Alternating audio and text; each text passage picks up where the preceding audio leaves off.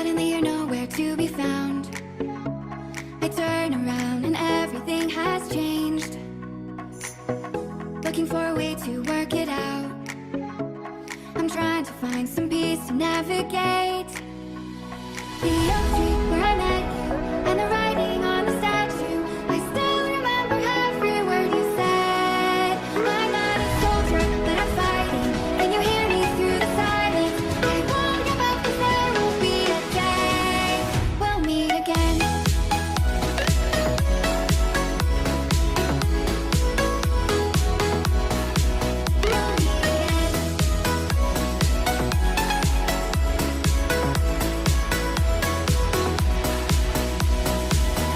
Everything we wanted turned to gold. The path we chose, the future on our side. Never thought I'd do this on my own, but now I wield the sword you left behind. The oak tree where I met you, and the writing on the statue. I still remember every word you said. I'm not a soldier, but I'm fighting. Can you hear me through the silence? I won't give up, 'cause there will be a day we'll meet again.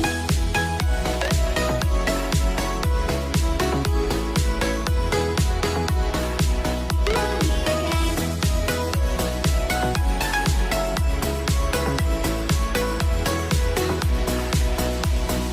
Dark for the sunrise, clouds for a blue sky, space for the traveling star. Strong from the inside, you're still my lifeline. I feel you wherever you are. The oak tree where I met you, and the writing on the statue. I still remember every word you said. I'm not a soldier, but I'm fighting. Can you hear me through the silence? I won't give up, 'cause there will be a day we'll meet again.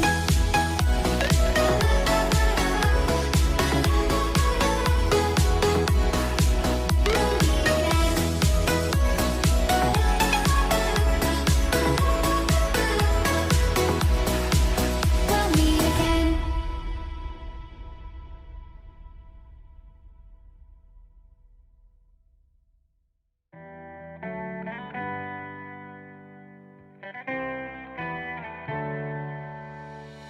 On my own, but I don't know why.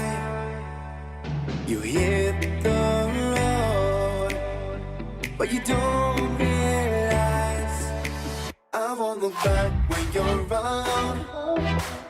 I won't think twice when you're gone.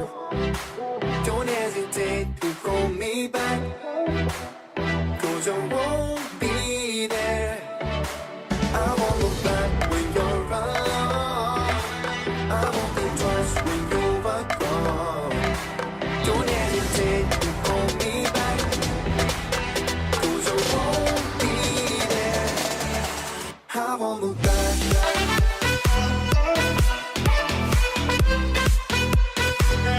'Cause I won't look back.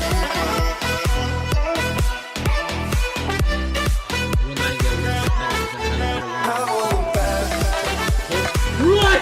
Here we go. 'Cause I won't look back.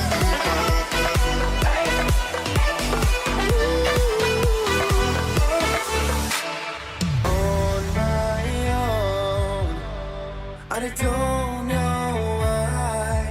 She told me it's not your fault, but you don't realize that I never wonder what's the truth in your eyes. There's a light that makes me blush. I won't look back when you're around. I won't think twice when you're gone. Don't hesitate to call me back, 'cause I won't be there. I won't look back when you're around. I won't think twice when you're gone. Don't hesitate to call me back, 'cause I won't be there. I won't look back.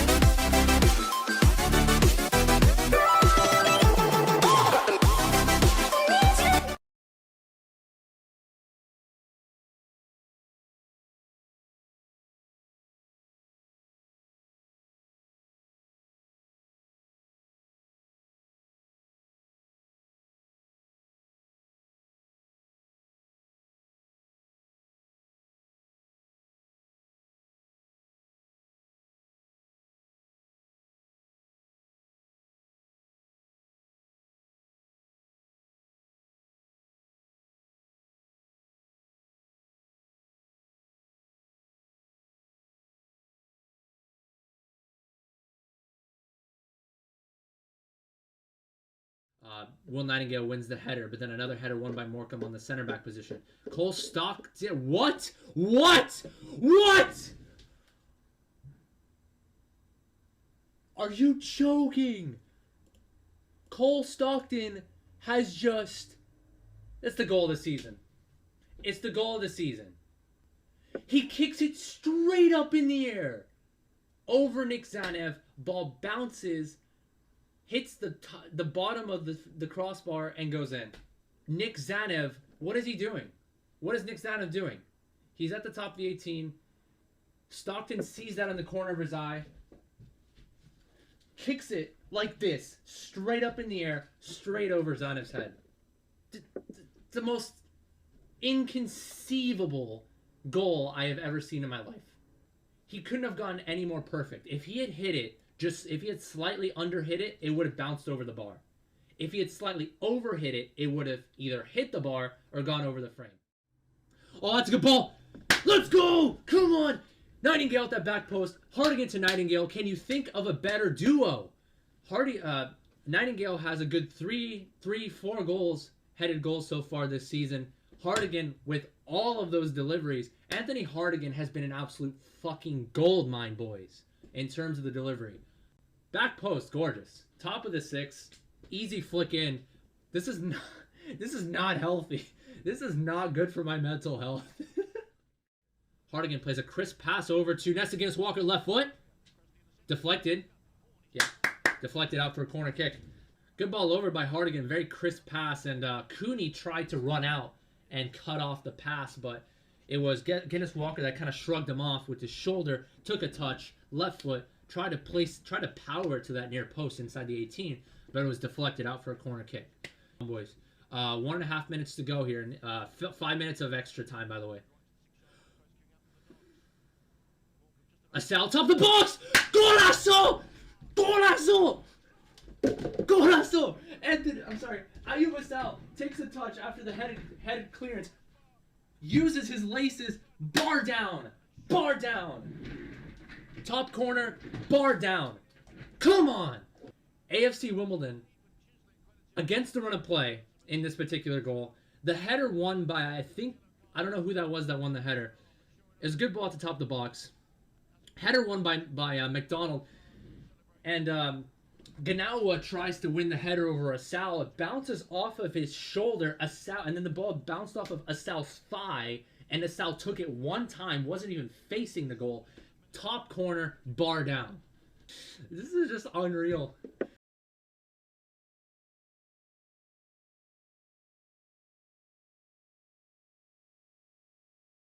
I mean, what can I say? That has to be the game of this. Okay, my freaking webcam isn't working right now, but that has to be the game of this season. I mean, I don't know if any game will top that. I don't know. There have been other games in League One that have been fantastic, but this, for AFC Wimbledon at least, definitely game of the season. That being said, though, trying to set up my webcam. Just give me one moment, boys. There we are. How y'all doing?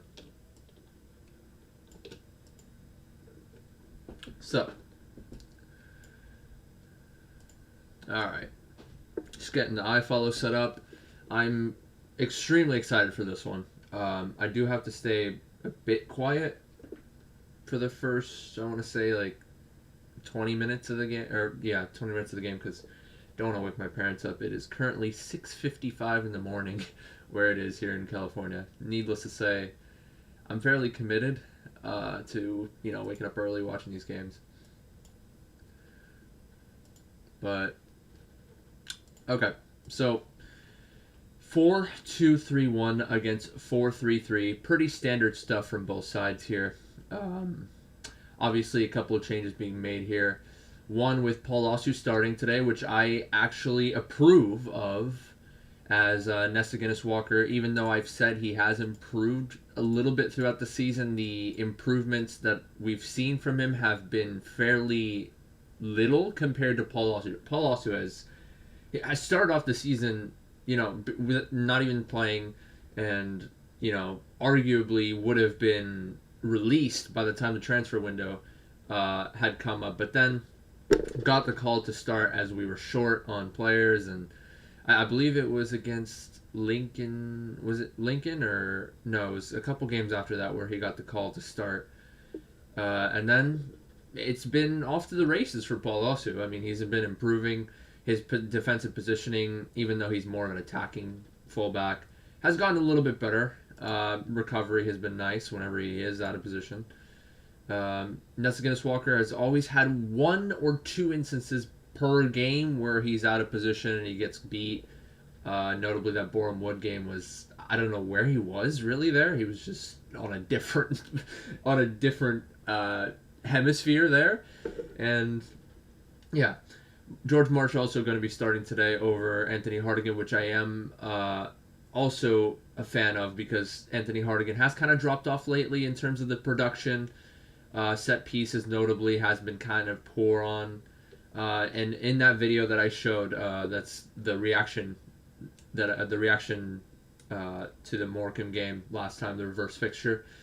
Anthony Hartigan to Will Nightingale on that third goal. I wish we could see that connection more often, because after the Morecambe game, that's when Nightingale hasn't really found himself on the score sheet, I believe, because he scored 2 or 3 in the first 6 or 7 games of the season. Then after that hasn't. Obviously, he got injured for a while, but yeah. Also good in the sense that Anthony Hartigan will have some rest, and we'll see how George Marsh plays. It's going to be his first start since probably the fourth or fifth game of the season. So nice to see him on the team sheet. And then 4-2-3-1, pretty standard. I actually watched the Wombles Had a Dream podcast episode the other day. Welcome back. It's been about 2 weeks since they uploaded, obviously, because of the Christmas... No, not even that. Probably No, it's been almost a month, actually. Pardon me. Since their last episode. So, yeah, Christmas break, obviously. And they were debating, Lee and... I forget the other guy. Forget his name. But they were debating on whether or not 4-2-3-1 or a 3-4 or 3-5-2 would be the standard that we should throw out against Morecambe. And... hold on.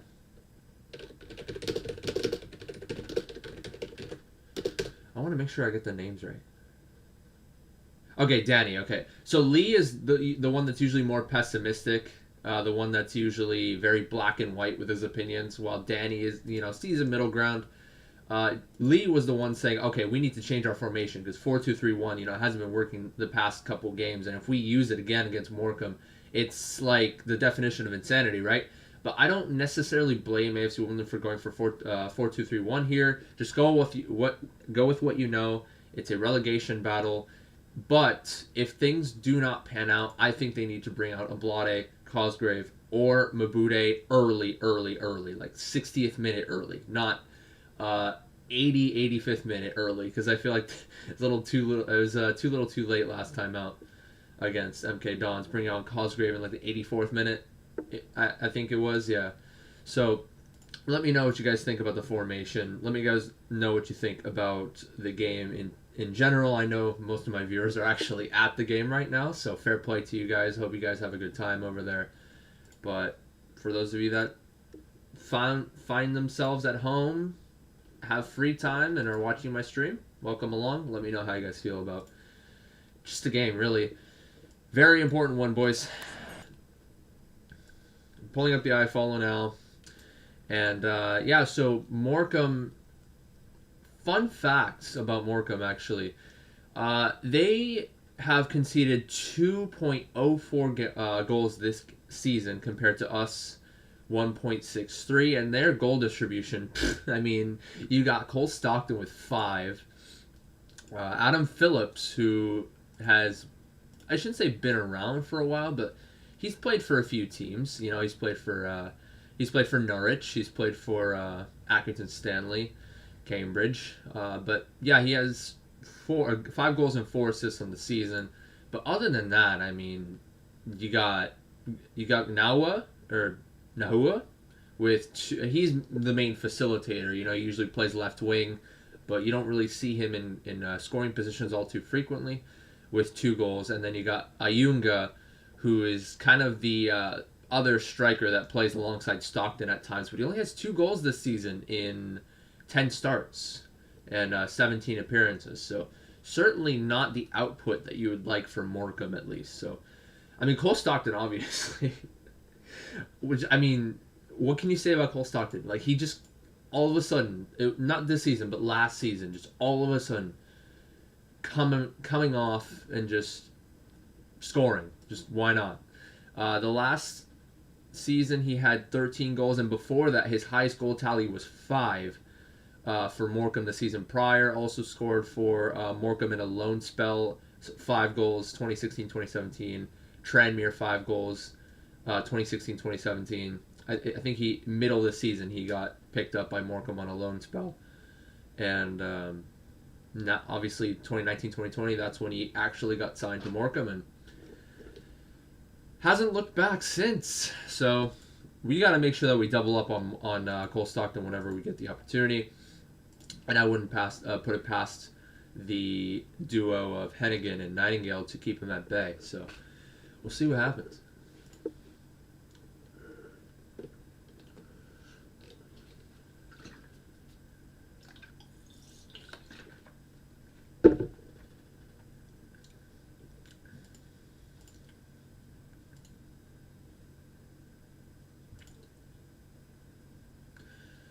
Oh, so Ayunga is going to be playing right wing today. I know I said he usually plays like as a striker alongside Cole Stockton, but 4-3-3 is pretty much the standard here for Morecambe. So he's going to play on the right wing with Nahua on that left wing.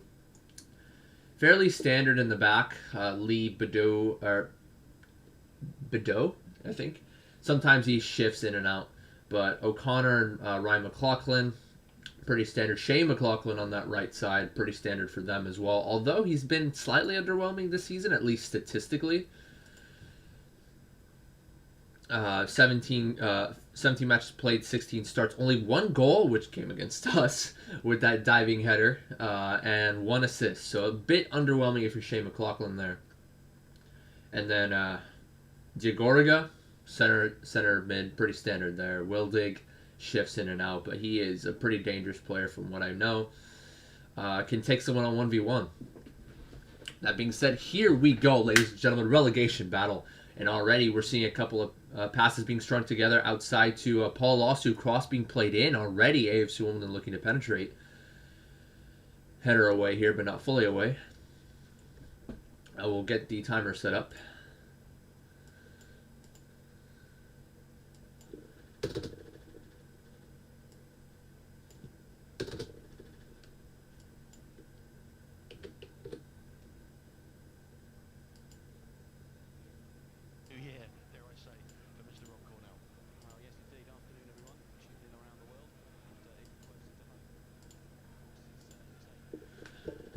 already Gillingham a goal against Burton. I mean, they are supposed to get relegated, at least that's the consensus belief. The consensus mid-season analysis that people have made is that they'll get relegated, but they're already 1-0 up against Burton, so fairly interesting. And I think that could be a bit of an issue in regards to the relegation battle, but I think Gillingham are still going to be firmly relegated, so could also help AFC Wimbledon move up the ranks, perhaps. I mean, Burton are, what? I want to say like 14th or 15th right now.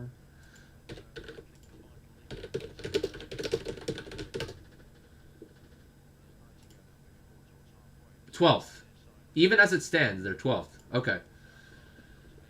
Paul also taking a couple of touches down the wing. Actually, Ayunga on the defense, coming all the way back, and the cross came in. JaggyDons did beat his man there, but he wasn't able to steer it towards goal as the cross wasn't played far enough into the 6-yard box, and JaggyDons wasn't able to nod it towards goal there.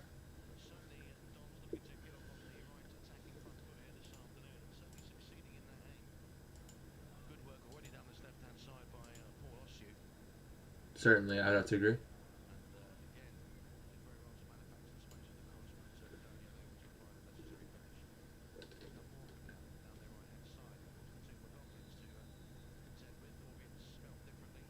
Yeah, Ryan McLaughlin tried to play a through ball right away there after the knockdown one by Morecambe to Shane McLaughlin, but Shane McLaughlin was offside.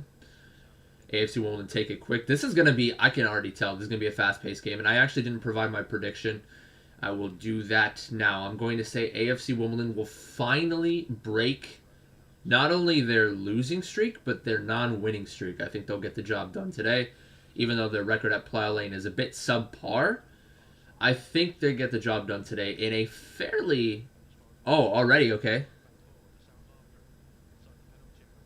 Ooh, bit of a chip through ball there from Woodyard. Sal was trying to get on the end of that one, but unfortunately couldn't do so. I'm going to say 2,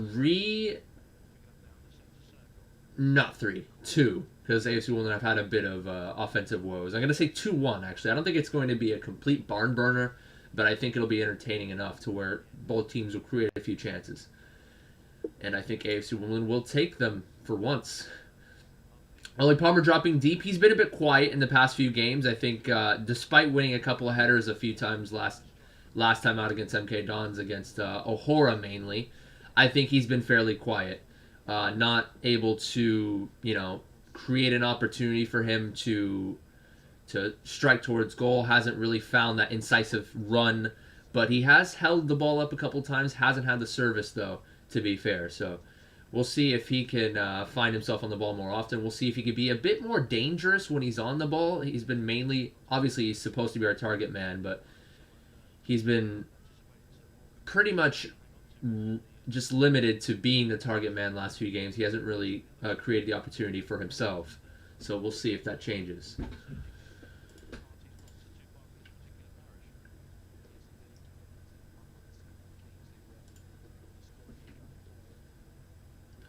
We got Lee just taking 4 or 5 touches uncontested here down the wing, and he plays it to the left here for Nahua. And then he plays it back. Cross comes in. Nightingale's going to win a header twice in a row. Interesting.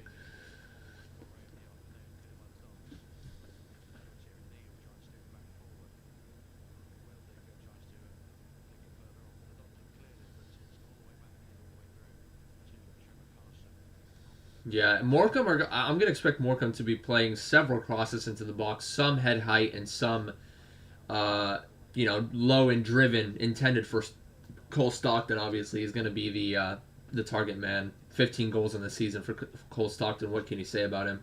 Can't say enough, really. Ball being played up to nobody in particular. It's going to trickle all the way out for a goal kick for AFC Wimbledon.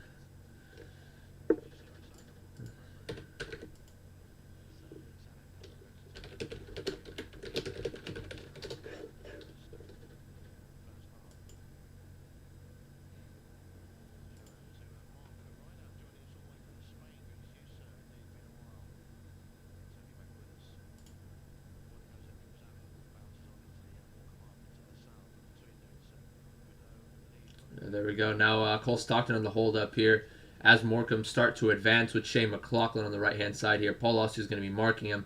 Through ball attempt there, and nicely done by Will Nightingale there to hold off the run. Yes, that was beautiful. I mean, Ayuga was making a run, and then Will Nightingale put his body in the way, brilliantly doing so and drawing the foul there from Ayunga. Will Nightingale, obviously a very, very key player for us. I mean, we really have seen some defensive woes without him, and defensive positioning was solid there. Again, Oli Palmer, the target there from Zanev. This time it was the header was won there by one of the center backs.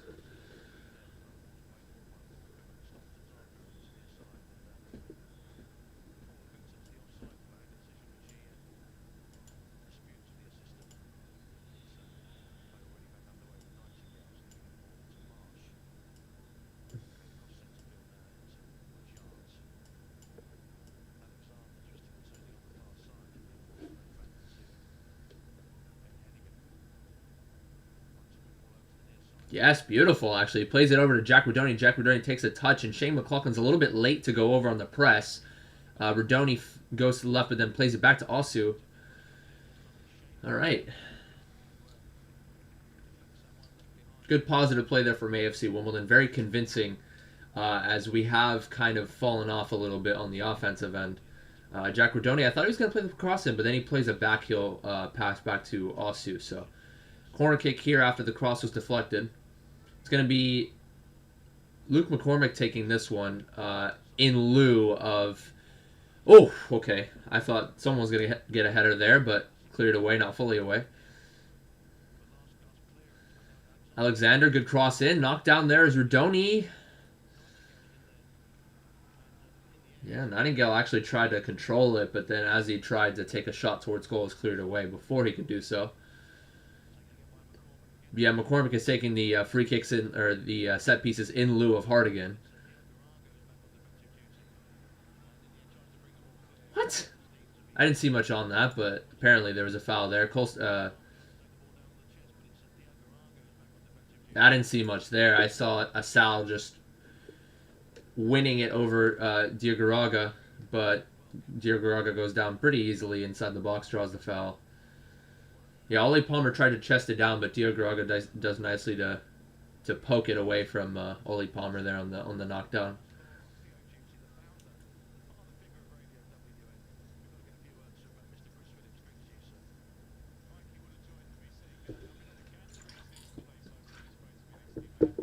Cheers, Roger. Thanks for the kind words. Ooh. Bit of a wayward pass there from O'Connor, intended for Ryan McLaughlin, and he couldn't receive it, so now it's going to be a throw in here for AFC Wimbledon. On the hold up there is Palmer. George Marsh gets a cross off quickly. Great first touch there from Marsh to take it to his left foot and then put the cross in right away.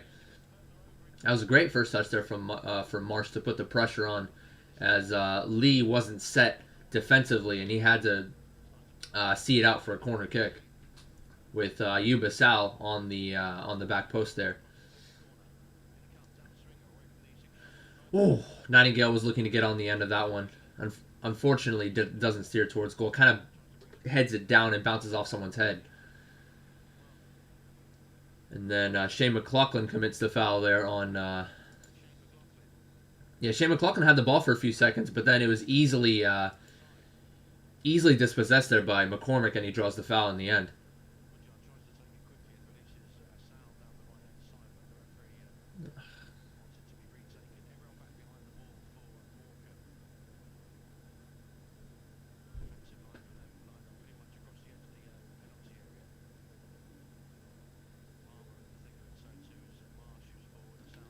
So both teams are doing pretty well on the ball here. Neither team is giving the ball away too frequently, aside from that play where Shane McLaughlin was a little predictable and gave it away there. That's a good free kick, back post. Oof. Yep. Ben Hennigan was waiting on the wings there. He was in the back post, but Badeau gets a little bit of a flick back out for a throw in here.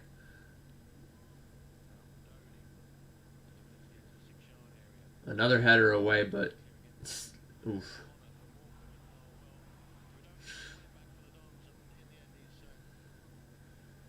Yeah, header cleared away on the left-hand side there, and it was picked up by, yeah, it's picked up, I don't remember who drew the foul there, but looks to me like Rodoni tried to slide in. Thankfully, it doesn't get on the book, as it was kind of mistimed there, but I wish Nesta Guinness-Walker would have gotten that same treatment last time out against JaggyDons, because that second yellow was a bit harsh, if you ask me. Just, you know, tangle of legs there, a little bit of a mistimed challenge. Wasn't anything too innocuous. Yeah, the player was, you know, setting himself up to take a heavy touch and beat him for pace, but still, it was a bit harsh. There you go, Ollie Palmer on the hold-up there, throwing his body in the way to try to win that. And there's that patented AFC Wimbledon high press, forcing Morecambe all the way back to Bordeaux. If I'm pronouncing that right, I don't know.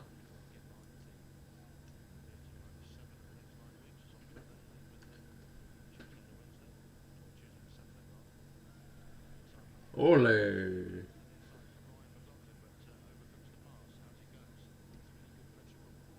Yes, I would have, yeah. I'd have to agree there with Mike T of iFollow.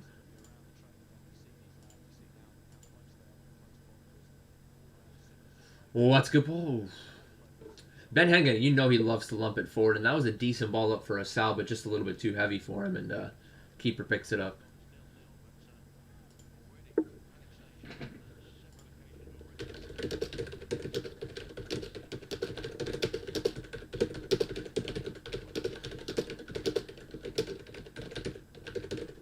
Oh, Che Alexander tries to win the header, and then the header was won by one of the Morecambe players, and Hennigan tries to come out, and there was a nice through ball played for Stockton, but then Hennigan ended up clearing his lines, thankfully.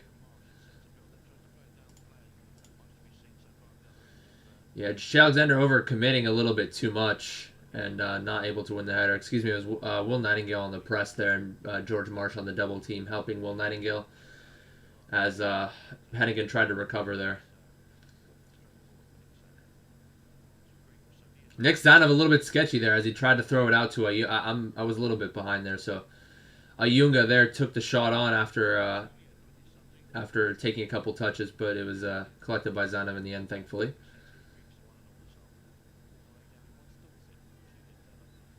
Oof. Shane McLaughlin drawing the foul there from Alex Woodyard as Woodyard came sliding in. Nice to see that AFC Wimbledon are continuing their high press as we did see that against MK Dons last time. The high press was not as prevalent against Boreham Wood. I mean, Boreham Wood all around was just not a good game. High press wasn't as prevalent, obviously, because we were in possession for the majority of that game, but really didn't do much with it.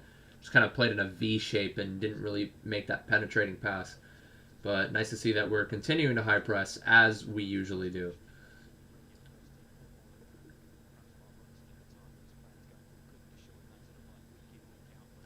Ollie Palmer tries to chase there.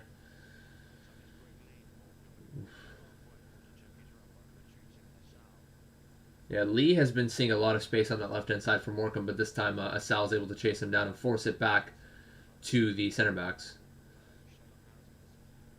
Not sure who that pass is intended to as they knock it forward to nobody in particular. And AFC Wimbledon pick it up. Interesting, yeah. Shane Harrison is actually not on the bench for Morecambe today. Obviously, Shane Harrison found himself playing for AFC Wimbledon once last time and immediately got injured. So, yeah, a bit of a rough season there for Shane Harrison.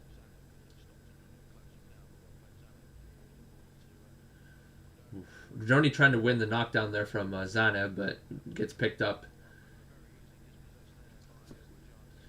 Ayunga so far kept quiet as Alex Woodyard was able to cut him off there. On the hold-up once again is Palmer, nicely done there as he wins the knockdown. Plays McCormick. He takes 4, 5, 6 touches down the wing. Shane McLaughlin's defending. Takes a touch back to his right foot. Now to Ollie Palmer, top of the 18. We'll try to play a Sal there on the hold up on the 12-yard area, but the pass was just a bit away from a Sal. Poked away by the defender there. Yeah, had that been a little more accurate, I think a Sal could have maybe taken a touch towards goal.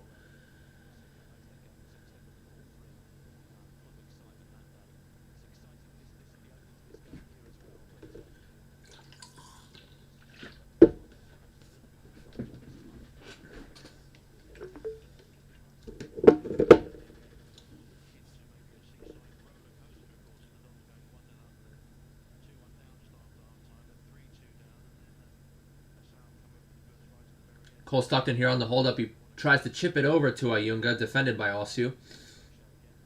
Nicely done by Osu to get stuck in the challenge. And Ayunga so far has been kept quiet. Joni plays it through to a Sal on the left-hand side here. Oof. Tries to get a touch around O'Connor there, but the touch was heavy. Out for a goal kick. Yeah, final third play a little bit lacking so far here from AFC Wimbledon. They are getting in good positions to put balls into the box, but they've only had, one or two real good crosses, and both cleared away by Morecambe. But we'll see if we can brush up on our final third play just a bit.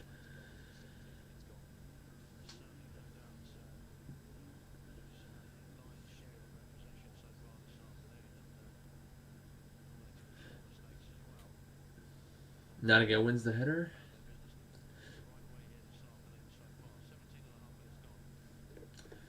Let's take a look at some results around the league, yeah? All right, 1-0 Wigan. Doncaster down 1. Yeah, Gillingham are still 1-0 up against Burton. I think eventually they'll concede and their defenses will be broken, but we'll see.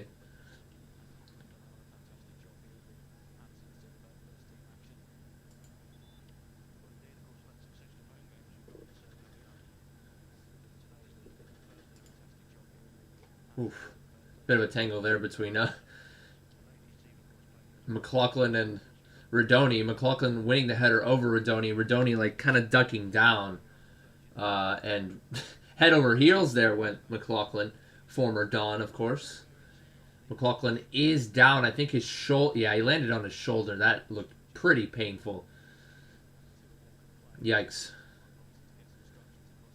It was one of those that Shane McLaughlin already was in position to win the header, and then Redoni tried to come in and win the header, but then last second kind of pulled out and ducked underneath the jumping header there of Shane McLaughlin. I am from California, Southern California to be exact. I'm not going to give away my exact location, but yeah, right now it is 7:22 a.m. Needless to say, I am committed to watching AFC Wimbledon.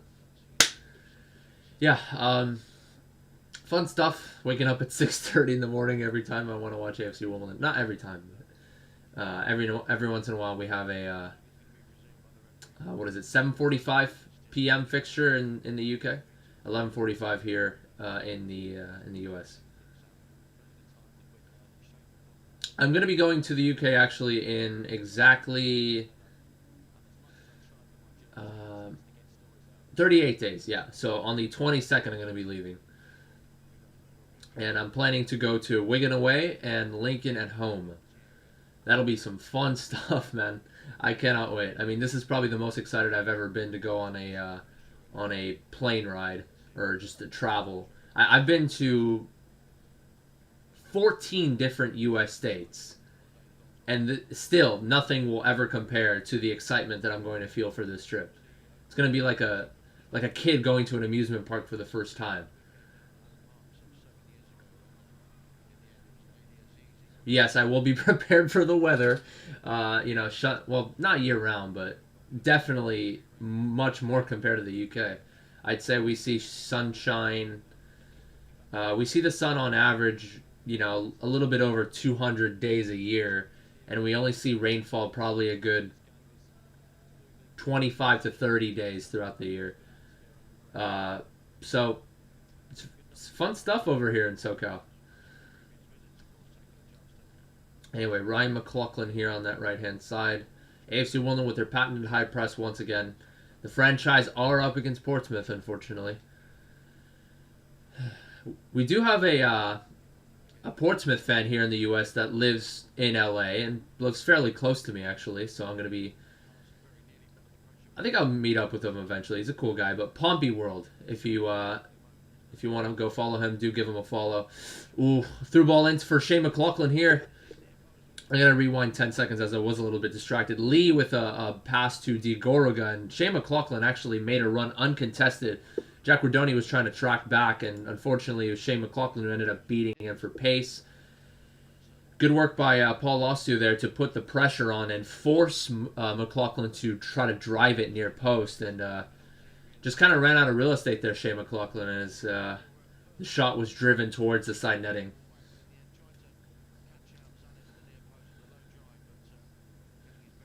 Paul Ostu wins the header on the knockdown, and then Basal plays it. Damn. First touch kind of let McCormick down there, as McCormick did receive the pass there from Basal. Very uncharacteristic there of McCormick, as he's usually pretty good on the ball there. Had he gotten a good first touch, probably would have set him up for a shot just outside the 18. But nice knockdown there, won by Ollie Palmer initially. It's been a midfield battle for the most part here in these last 10 minutes or so.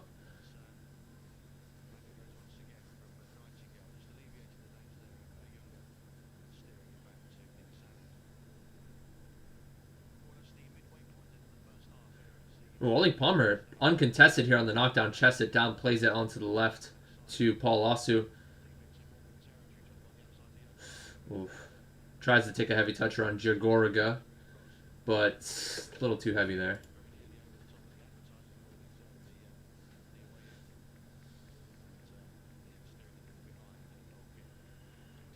Ollie Palmer's doing a very good job so far here on the hold-up. I think he's won probably about 60 to 65% of the aerial battles against Badu and O'Connor. It's something you want to see here, but unfortunately AFC Wimbledon haven't really done much with the opportunities they've had with the knockdowns.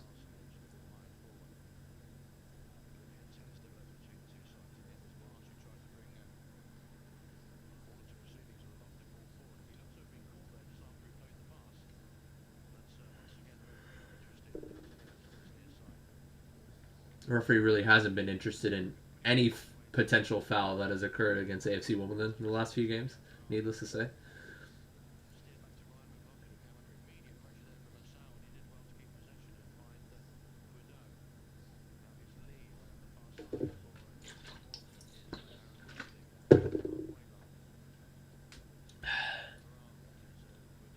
Hasn't been the most exciting game thus far. You'd expect a cracking affair from two teams that tend to be a little bit inconsistent. On Morecambe, a little bit more inconsistent offensively with that crazy goal distribution they have. I mean, Wimbledon are also have been inconsistent offensively in terms of chance creation. But defensively, we see a through ball here for Lee. Oh, there you go, Paul Osu. Yeah, Lee has been a threat here for Morecambe, just, coming up from the outside back positions. Plays a cross in, and Paul Osu there with a back heel for a clearance. Unintentionally, but looked to me like Cole Stockton was waiting in the wings there on the back post.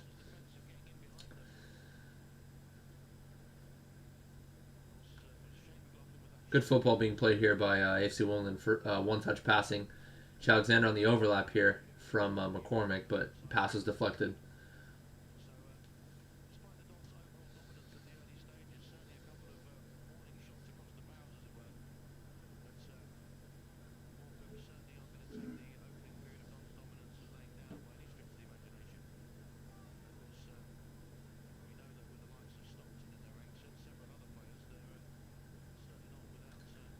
So far, I think AFC Wimbledon are doing enough to stay in the game. I think they're doing enough to keep it level, but nothing too convincing from either side in terms of chance creation here. Neither team has had a clear-cut chance. There have been a couple of last-gasp moments, or just heart-and-mouth moments, especially that play just now, where it was actually Ayunga in the back post waiting there. Had Paul Osu not gotten a vital touch to it, he would have steered it home, but that was pretty much the only real chance here. I mean, we've had a couple of moments where we could have looked to create a chance with a couple of runs being made on the left-hand side, a couple of crosses being played early in the game, but most of the headers won by Morecambe in the final third.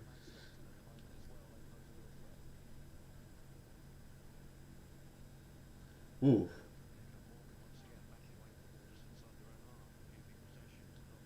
Yeah, keeper has the possession here for Morecambe right now.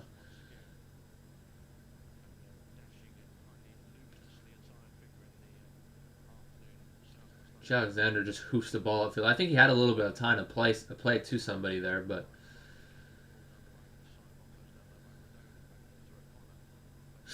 ooh, ball was intended for Ayunga, but he left it for Cole Stockton as Ayunga was offside, but great tackle there. Beautifully timed there by Ben Hennigan to, I mean, usually you don't want to engage in a sliding challenge inside the box, but Cole Stockton's second touch actually was a little bit heavy as he tried to take it towards the to top of the six to try to create a chance there, but touch was too heavy, and fair play, Ben Hennigan.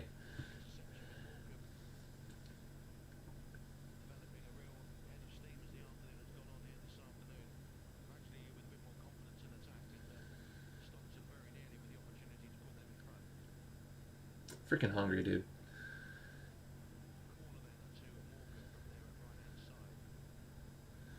It's going to be a corner kick here for, I think that's, I'm not sure who that is, actually.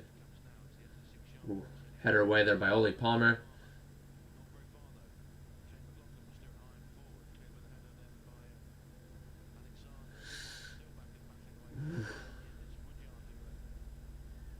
It's going to be Badu putting the press on Woodyard, but Woodyard nicely done. He's able to dribble around and play it out of the back, and now back to Woodyard from Ollie Palmer, first time pass from him. Nice ball into Ayuba Sal. Can he beat his man for pace? O'Connor gets the clearance, but not fully. It's going to be a throw in here for AFC Wimbledon to take. That was nicely done there by Woodyard to play it out of the back there. Very cool, calm, and collected. Instead of clearing his lines, he actually gets around his man.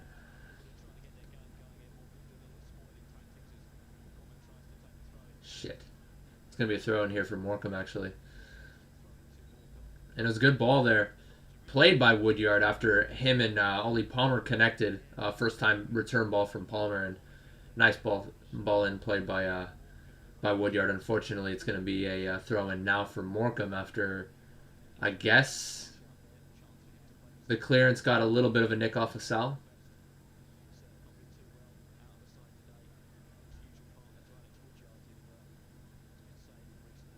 Top of the morning. Actually, it's not even the top of the morning. It's still pretty much the middle of the morning.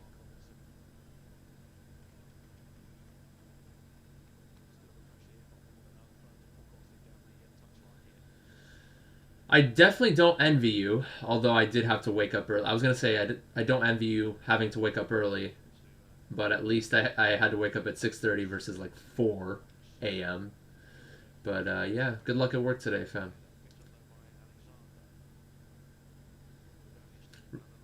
Alexander here on the right-hand side. Being double-teamed and, yeah, playing Rodoni back there. Rodoni with his left foot. Decent ball. Nobody on the back post, though. And, yeah, it's going to trickle out here for a goal kick. Yeah, Jack Rodoni. What I like about Rodoni, obviously, gets in good areas. Not willing or not afraid to take someone on 1v1, but also double-footed. You know, he can play with his left, he can play with his right. And very complete player all around. I wouldn't be surprised if somebody picked him up by the time the transfer window comes around. It'd be sad to see Jack Rodoni go, but I think, you know, selling Jack Rodoni wouldn't be too bad, putting some of the money into our debt that we had from building the stadium, and maybe the rest of it, perhaps picking someone up in the transfer window for a decent sum, nothing too crazy, but I think we already have a couple of signings actually, so I don't think maybe we're not going to get anybody in the transfer window, but yeah, we've already got Terry Ablade, we've already got the man, the Greek, I mean, he's grown up in England, but Tomas, interesting to see how he does later in the season. I think that was fairly soft, yeah. It was a ball played up from Marsh intended for Ollie Palmer, and he just kind of out-muscles Badu. And Ollie Palmer was going to see himself maybe taking a touch towards the 18-yard box, but foul was committed there. I think maybe extended his arm a little bit, maybe a little bit too touchy-feely, I guess. But I think Ollie Palmer did enough to win the physicality battle there. Now it's going to be a throw in here for Morecambe as Will Nightingale tried to clear his lines, but his first touch kind of took him towards the touchline.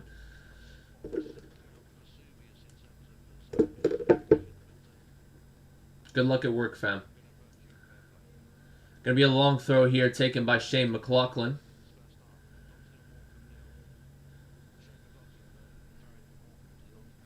First touch there by Woodyard, nicely done just to control it. Tries to get the clearance away, but Cole Stockton, or no, excuse me, that was O'Connor, who ended up getting the block in.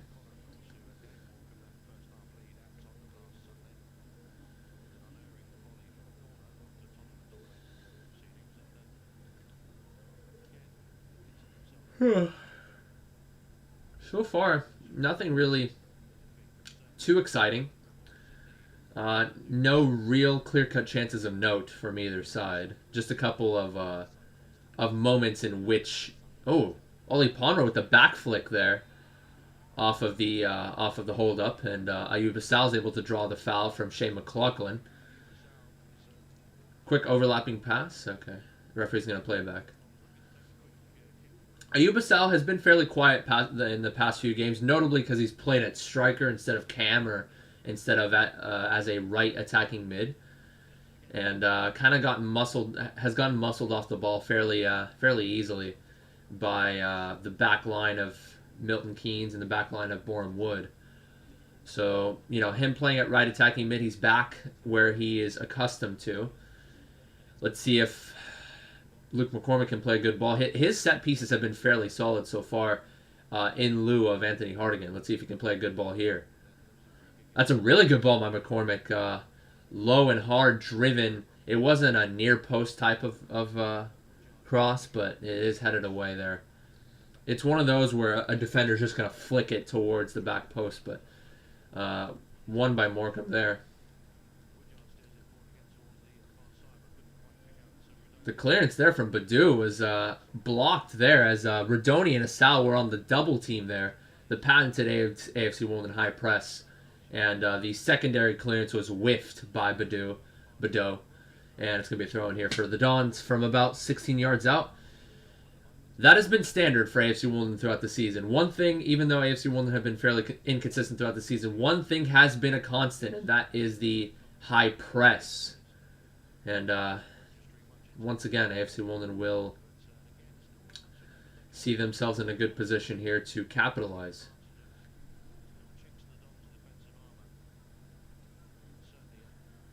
Wickham are now up 1-0 against Oxford.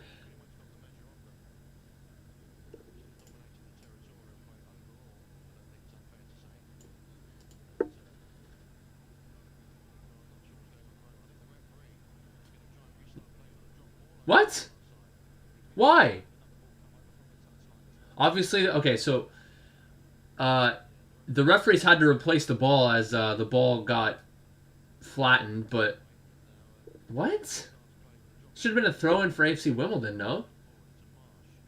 Okay, I guess it's a drop ball, and now there's a midfield battle. Alex Woodyard and Diogorga kind of tussling forward. Diogorga wins it out in the end. He plays Ayunga on the right-hand side. Ayunga just Ronaldo chops it to his left foot. He tries to take a touch and then blasts it towards goal, but it was blocked. Now Ryan McLaughlin on the right-hand side here. And Ollie Palmer comes sprinting to help Paul Lawsu and perhaps fouls Ryan McLaughlin. Nothing doing there, says the referee, but Ollie Palmer just not afraid to win that one. Nicely done there from Palmer.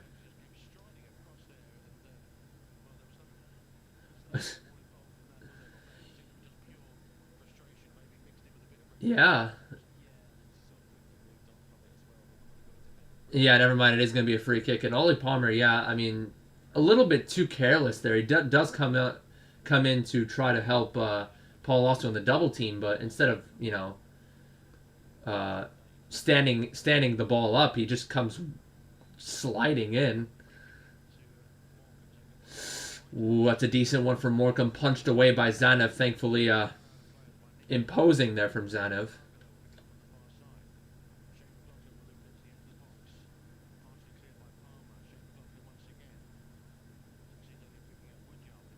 That's going to be Nawa. Tries to play a through ball in for Stockton on the hold-up. Stockton drives it low and hard and cleared away by Che Alexander there.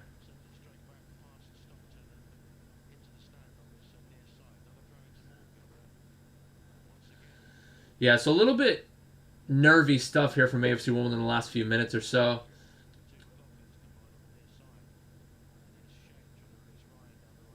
Oof.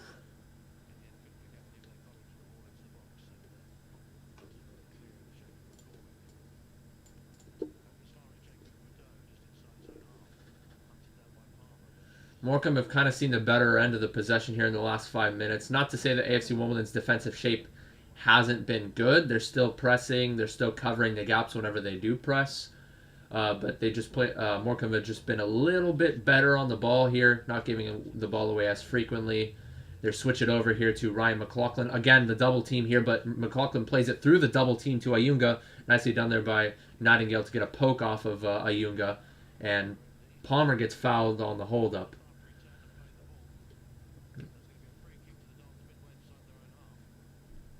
Nicely done there by Oli Palmer, just to take one touch and then try to play it out to Redoni quickly there and drew the foul.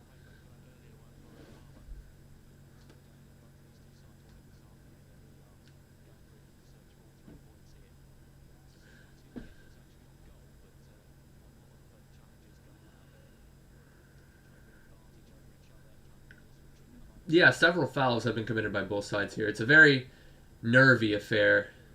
Very scrappy game so far. When I say scrappy, I don't mean both teams are kicking the ball up and trying to win the knockdowns every time, but both teams are getting stuck into challenges and just trying to impose their will.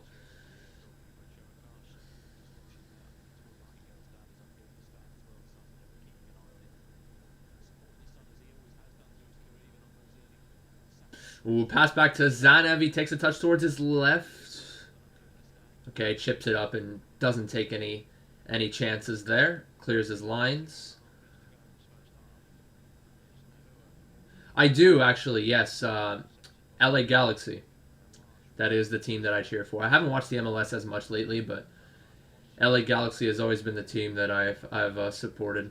Notably in the 2014 MLS Cup, I went to all 3 playoff games. I went to the quarterfinals, semifinals, finals. In the quarterfinals against Real Salt Lake, I actually went to... I'll hold that thought as Che Alexander takes a couple touches. Now he's going to play a cross in. Oli Palmer! I thought he was going to get a shot towards goal as it looked to me like he got the better of Ryan McLaughlin positioning-wise, but McLaughlin, last ditch, just stuck his foot out, is able to partially clear his lines.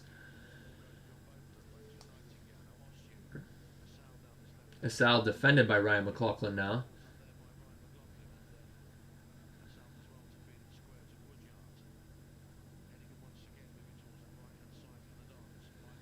Yeah, so we're kind of knocking around here now, just trying to find that opening as they usually like to do. They usually like to,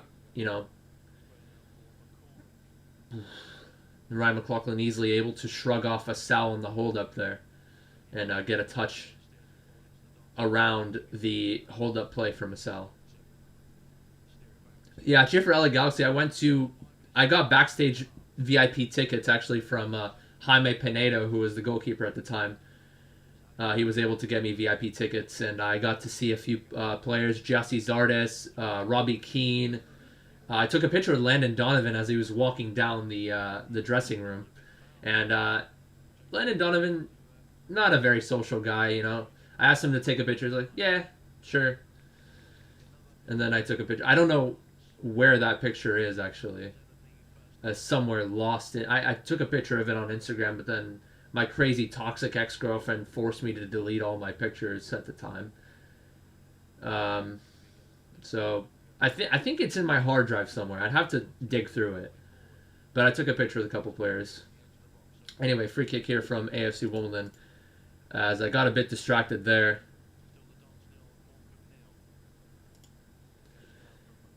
McCormick with a nice little driving free kick there with his laces. Kind of a floater there, but header back towards the keeper.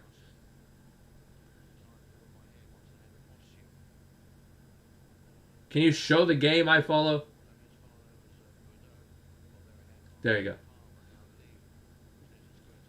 go. Ooh, the press there from McCormick is almost successful as he forced Diagorga to try to shield him for a few seconds before playing the pass.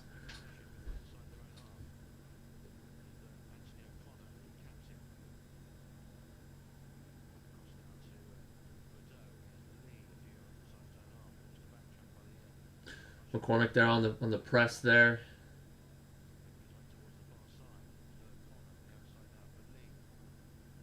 Ooh, Lee plays it forward to Ganawa.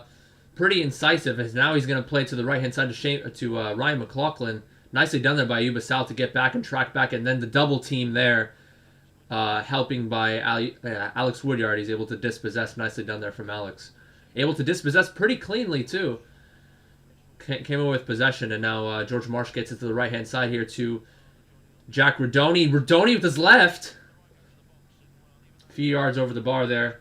I did mention that Jack Rodoni is double-footed, and he tries to drive it towards goal there. And Morecambe dropped pretty deep there, allowing AFC Wimbledon to make a couple of passes to get into the final third.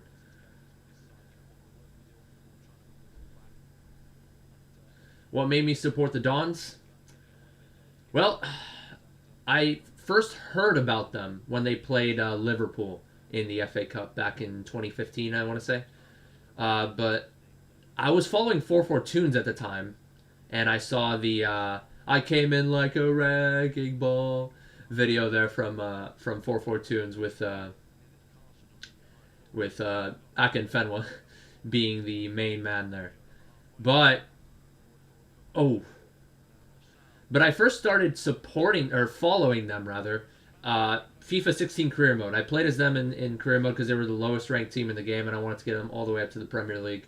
I started following them because I was kind of curious about how they were doing, and then that's when I found out about their club's history, and just really fell in love with the club after that. Not right away. I started following them, and then after I had actually watched the FA Cup game against West Ham. I went in there and I was like, okay, I hope they win. And then after that, that was the game. That was the game that really brought me to start truly supporting them. And haven't looked back since. I have a video on my channel, actually. Ooh, McCormick tries to play a free kick into the box.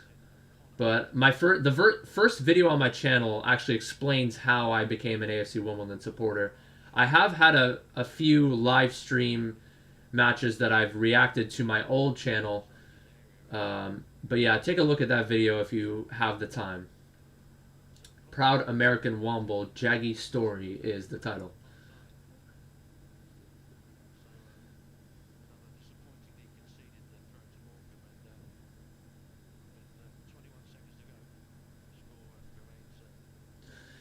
Really not too much to talk about here in this first half. I mean, I certainly expected at least one goal to be scored.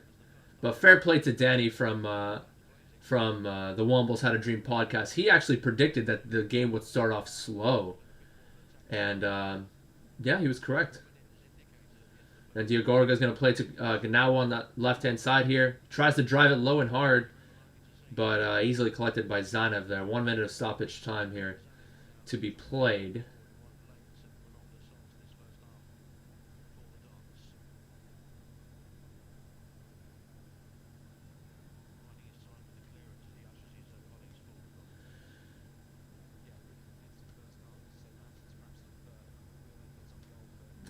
Ollie Palmer's first touch there kind of let him down there.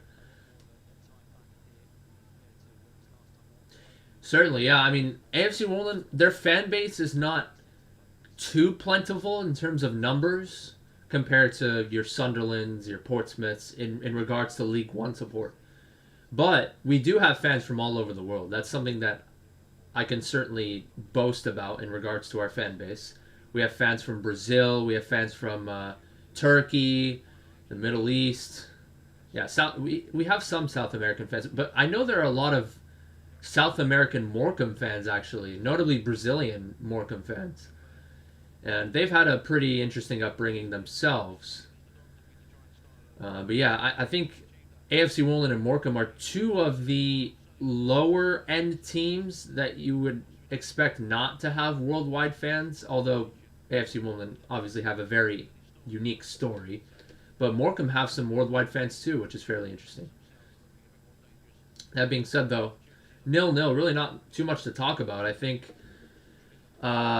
if I were to give a couple of players assessment, if I were to assess a couple of players, I think Oli Palmer did fairly well that half, winning the knockdowns, but we didn't really, we couldn't really follow up on those knockdowns. A lot of times, Sal would pick it up, or McCormick would pick it up, and Sal would try to take a touch around a defender, but wouldn't, would take a too heavy of a touch, or would get dispossessed or something.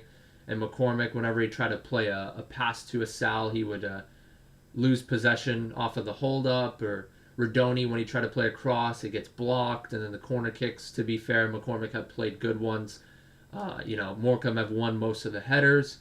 So AFC Wimbledon are doing good in terms of getting into the final third once again, but not creating chances off the final third. It's been a bit of a pattern that we've seen throughout the last few games in terms of not creating enough chances.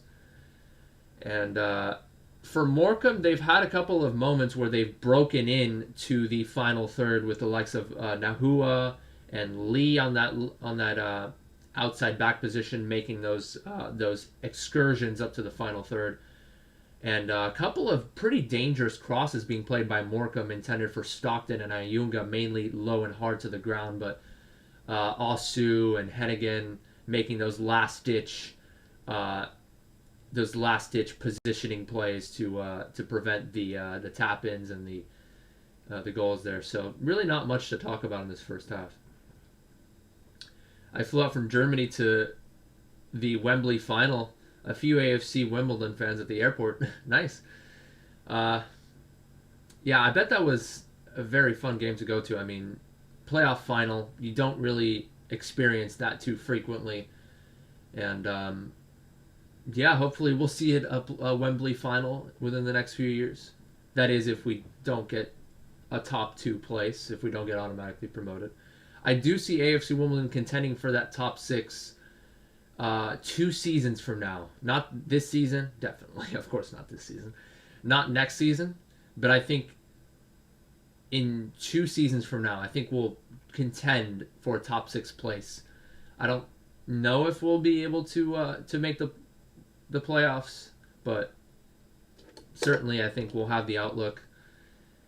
Year in, year out, season in, season out, we're progressing, we're laddering up there, and I think with this youth-first mentality, while it has been a little bit inconsistent, let's just say, and perhaps at times we shouldn't prioritize the youth so much, I think we're kind of taking American sports approach, kind of, where we rebuild, we focus on youth, and then, build off of that. So we'll see what happens, and I'm pretty hungry, so I'm going to get some food, and we'll be back in about 10 minutes or so with the second half.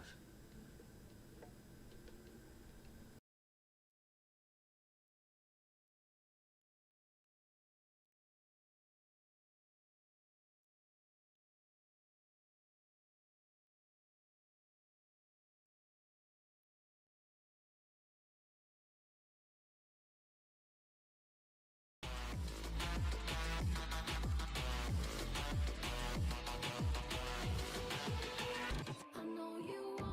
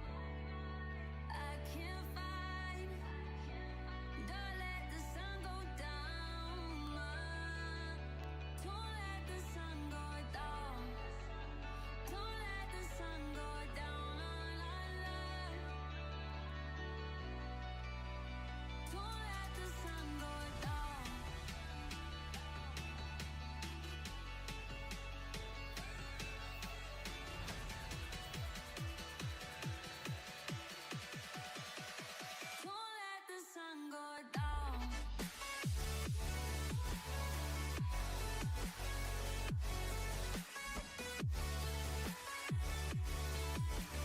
Don't let the sun go down.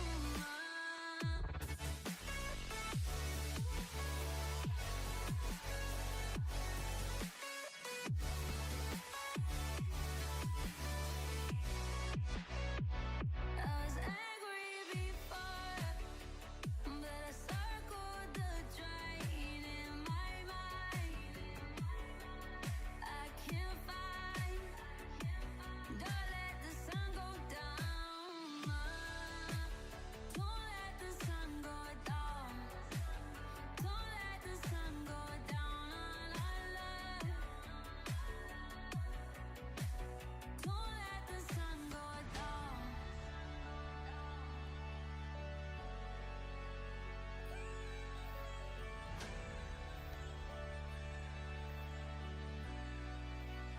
Don't let the sun go down.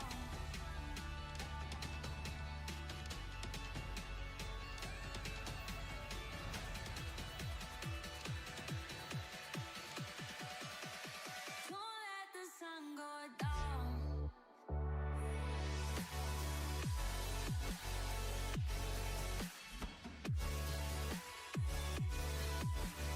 Don't let the sun go down.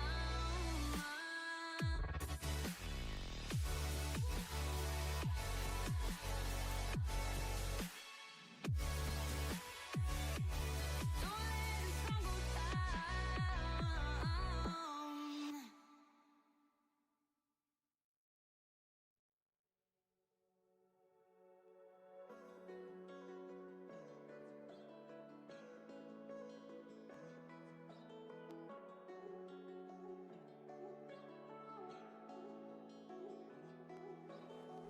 There's a look upon your face, can't tell what it says. I think it may be my fault.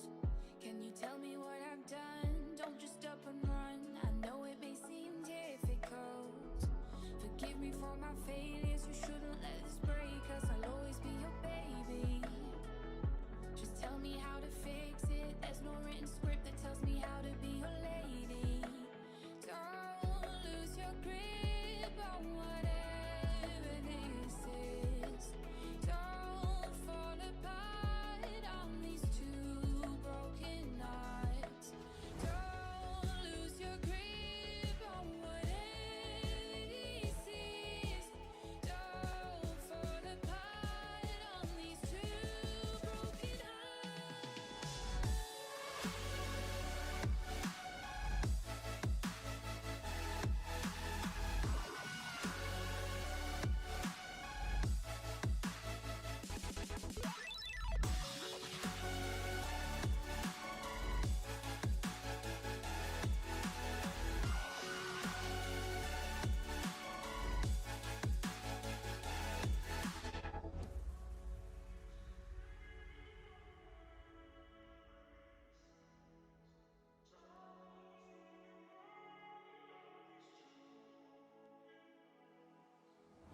I wish I could read your mind, used to do it all the time, but lately you've been shut down. Can you tell me what I've done? I know this might be fun, but baby, I'm not your clown. Forgive me for my weakness, this isn't where I saw us. We should be doing better.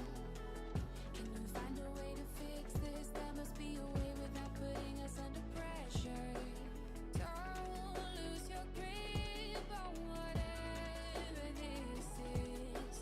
Don't fall apart on these two broken hearts. Don't lose your grip on whatever this is. Don't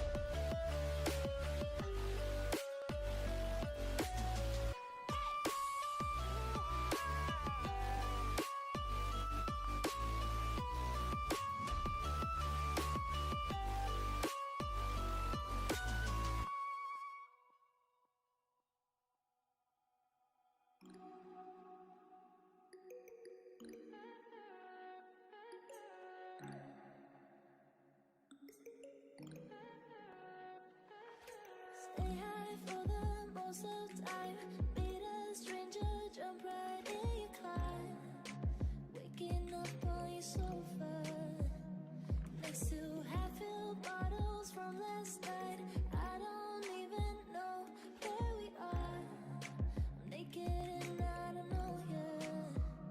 But if you wanna go sometime, if you wanna leave this town, baby, I'm lost, I'm fading now. Baby, I'm lost, I'm fading now. Tell me if you wanna go sometime. Yeah, we could be alone tonight. Baby, I'm lost, I'm fading now. Baby, I'm lost, I'm fading now.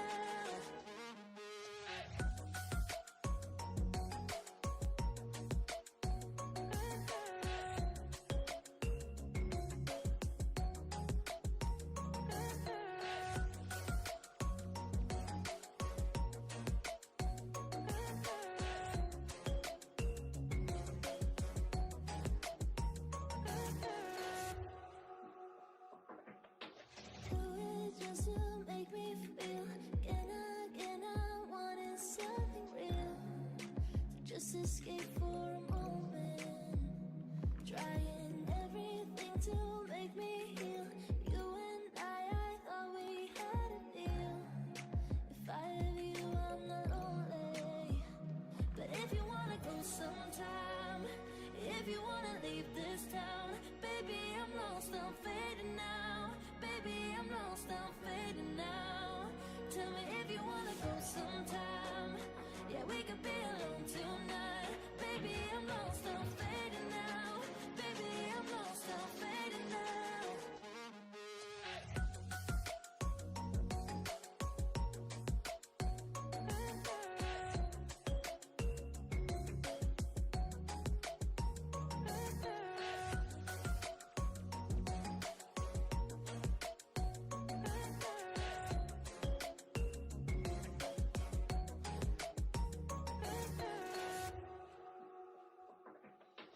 Oh my God, can't stay this high.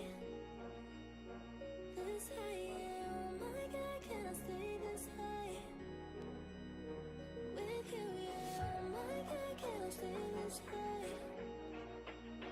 This high, yeah. Oh my God, can't stay this high. With you, yeah.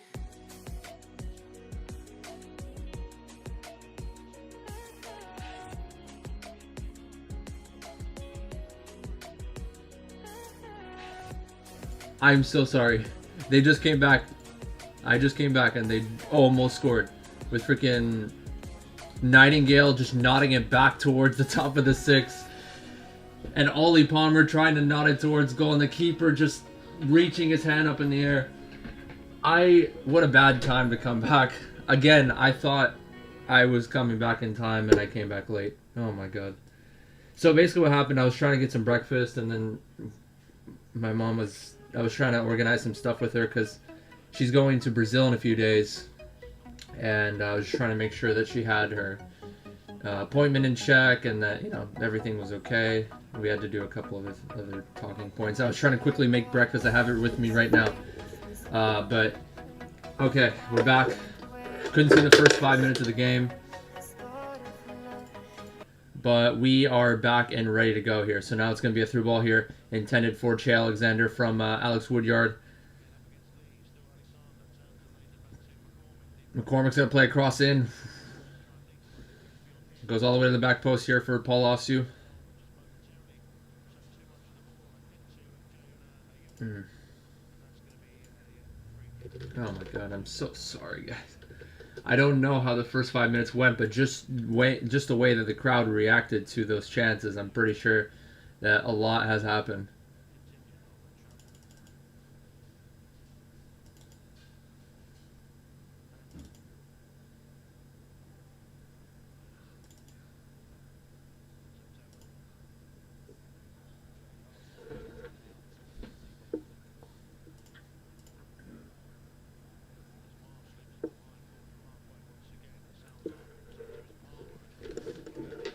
Yeah, whenever I have the opportunity, like if there's a stoppage in play, I'll check the first 5 minutes. I already saw the first 2 minutes, and I guess no real chances there.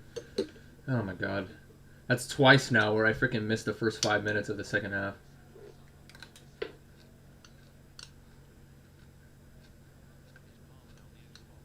Oof. Ollie Palmer tries to hold it up and then play a foul on the through ball. Cleared away. Rudoni's going to take his man on 1v1. No, he actually plays it back to Woodyard. Ooh.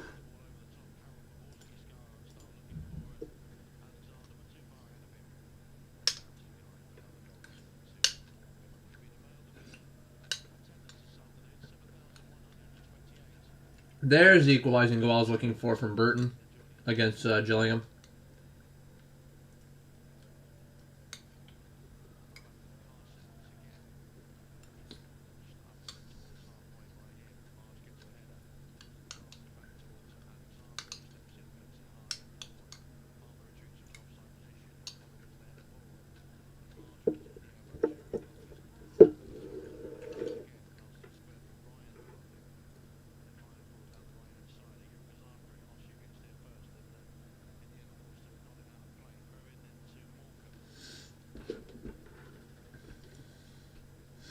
Ayunga's been a bit quiet, or he was a bit quiet in the first 15 minutes or so, but then after that he started to make some runs and get in behind the defense a little bit. Cole Stockton's going to be holding the ball up here off the throw-in. Tries to back flick it towards Ayunga. Shea McLaughlin across to Lee. Okay, good.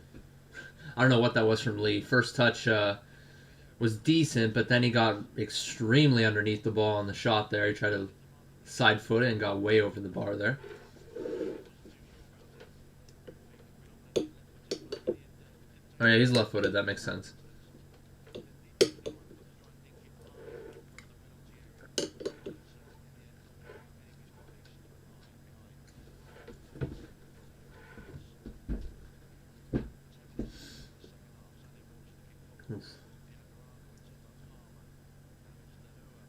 Ooh, Nahua. It's good tactical foul there by George Marsh. I think he might get on the booking here as Nahua, excuse me, was starting to break into the final third, and George Marsh just came up from behind and just like try to shrug him off, but unfortunately that was shoulder to back, not shoulder to shoulder. It doesn't get on the book though, surprisingly, because it was starting to break there. I think this referee's pretty lenient today, thankfully.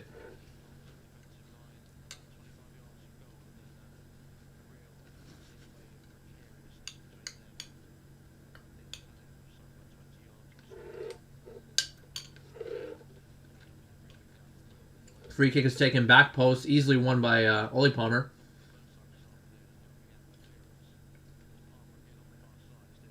On the hold up, here's McCormick. Doing well to hold off Badeau. Goal kick here for Wimbledon off the clearance attempt.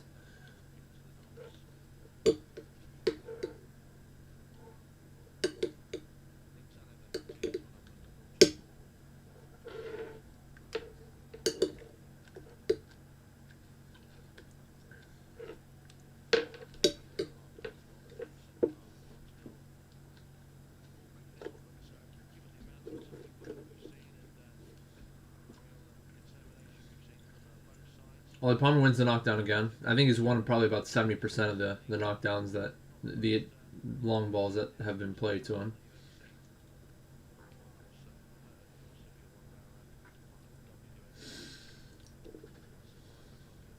Well, from what I know, Paul also actually winning out in the physicality department against Ayunga. Oh, nice 1-2 there, played between Ollie Palmer and Ayuba Sal. Ollie Palmer's taking his strides. Gets fouled there by, I think that was Wildig who dropped him.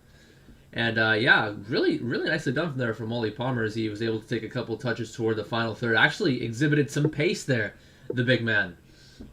And he gets dropped by Wildig. When I said 1-2 though, I meant it was a triangle. It was like a... Okay. First it was Nightingale who played it up to Woodyard, and then Woodyard actually laid it off pretty nicely there to Ollie Palmer first time.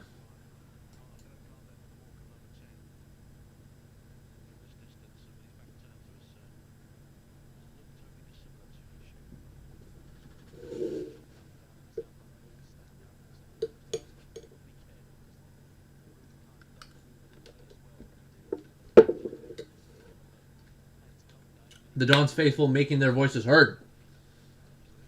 Here we go. Luke McCormick to take the free kick from about, I want to say, 40 yards out. Back post is Hennigan, but Ayunga gets the clearance away. Not fully away. Headed back by George Marsh. Oh, the header away was whiffed. Ollie Palmer. Oh, he had so much time on the left side, but obviously it's a bad angle to shoot, so he was trying to look to play. He took a second to see if he could play someone down the 6, but then the keeper collected it. It went straight to the keeper. That was wasted opportunity there from Ollie Palmer. Yeah, there was a header clearance away attempted by Cole Stockton, but then it bounced off the side of his head and fell straight to Ollie Palmer.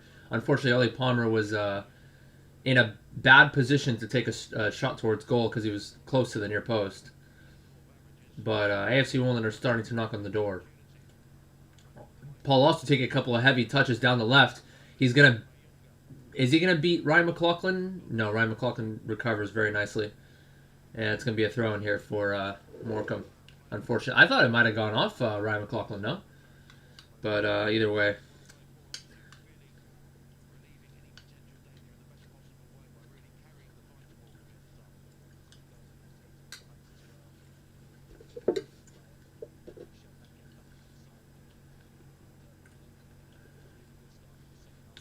AFC Wimbledon fans are extremely loud today.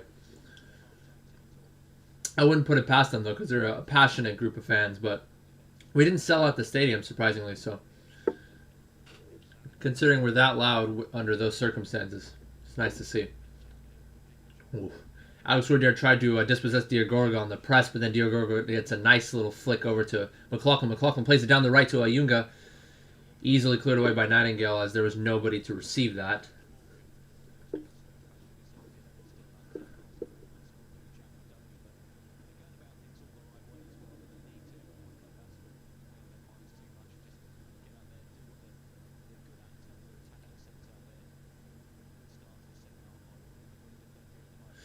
Ooh, header won by Hennigan. The cross intended there for Stockton.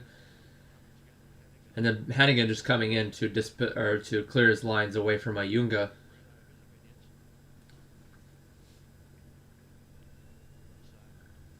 Both teams doing fairly well in the final third in terms of winning crosses, winning headers.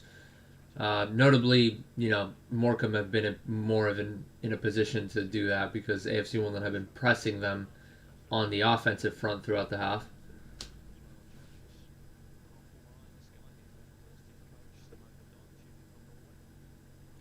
Oof. Near post corner kick whipped in just over the head of Cole Stockton. Oh, Shane McLaughlin gets dispossessed by Luke McCormick, not for the first time this game. Luke McCormick takes a couple of heavy touches. Asal. Jay Alexander coming sprinting forward. He receives the pass. Oh, the cross is a poor one. It was low, and Diagorga was able to block it. I think had he tried to place it over Diagorga, I think Luke McCormick was making that run towards the back post, actually. Great work by Luke McCormick to dispossess Shane McLaughlin. Not the first time it's happened this game. Shane McLaughlin just a little too casual on the ball. And again, he almost gets dispossessed by Jack Rodoni on the high press. I think Shane McLaughlin, used to play for the Dons, kind of forgetting that high press is a thing. That's one of the philosophies that AFC Wimbledon hold true to themselves.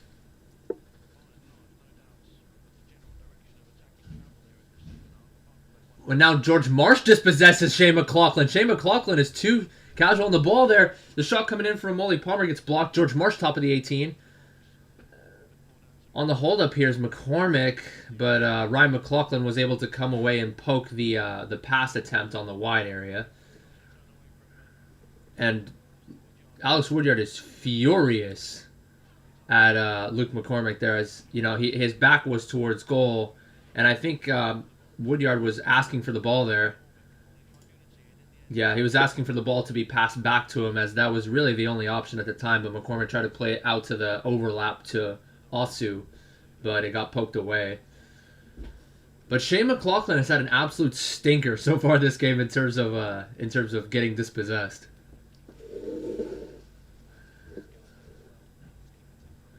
Giagorga takes a couple of touches. Now to Nahua. Stockton making a run towards the outside, but is offside.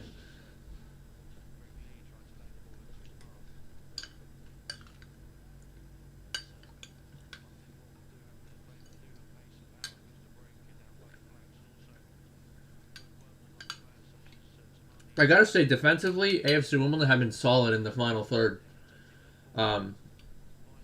Every now and again, we do give away those through balls down the wing to Gnahua or Ayunga, but we're doing well to prevent the cross on a lot of instances. And when they do get the cross off, the likes of Hennigan and Nightingale are always there positioning-wise, and they're always able to win the ball. Anyway, Ayuba on the knockdown here. Jack Rodoni tries to strike towards goal with his left foot blocked. Now Osu.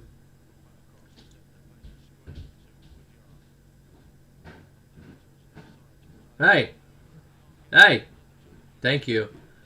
They switched the play to Alexander, and Alexander gets a nifty touch ahead of, or takes a touch towards the center ahead of Lee. Actually draws the foul very nicely. Alexander kind of knew he was going to come in and slide tackle him, so he kind of poked it away to draw the foul. Nicely done by Alexander. Or at least he tried to get a touch, but yeah.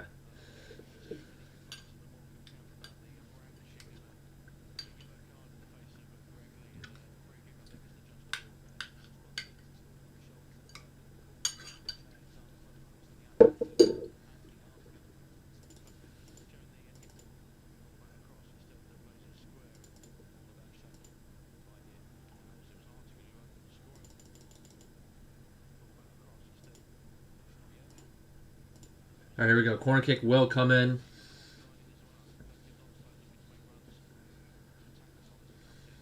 The runs are good. The cross, not so much, but it gets flicked on by Ollie Palmer. Ooh. Ollie Palmer got a near post flick. The cross wasn't the best, but he was the one that won it. And a couple of pinball moments there in the back post.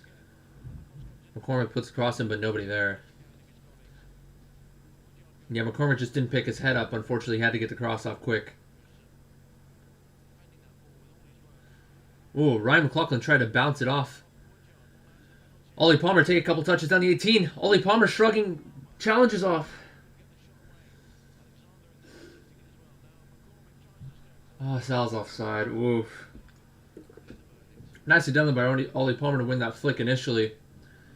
And then Ryan McLaughlin was on the corner flag. He tried to clear it and try to get it to bounce off of Woodyard for a goal kick, but then it just fell perfectly to Woodyard's feet. Played Ollie Palmer, and then Ollie Palmer took a couple touches down the 18, tried to shrug off a couple of the defenders, and then got a shot off. It was blocked. Ollie Palmer has been in his element for this game, at least, which is a breath of fresh air, as he has been quiet in the last few games. So if we were to try a 2 up front, I think maybe this is not the game, because Ollie Palmer so far has been a valuable asset.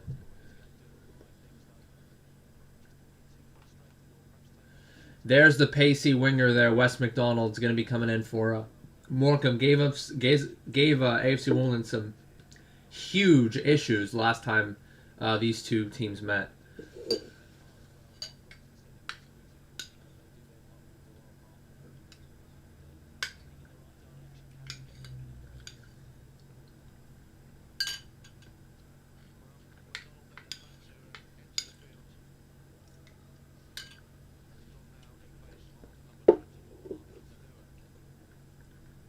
Yeah, Nahua has had the ball a couple times, but has had a bit of trouble dealing with the high press there from AFC Wimbledon on the final third.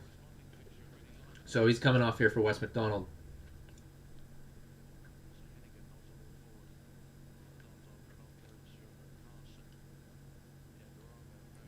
Ooh. Diagoraga just headed it off the face of Shane McLaughlin. Now AFC Wimbledon pick up possession. Try to get around Ryan McLaughlin with a nice first-time touch there, but bounces off of McLaughlin. Ryan McLaughlin.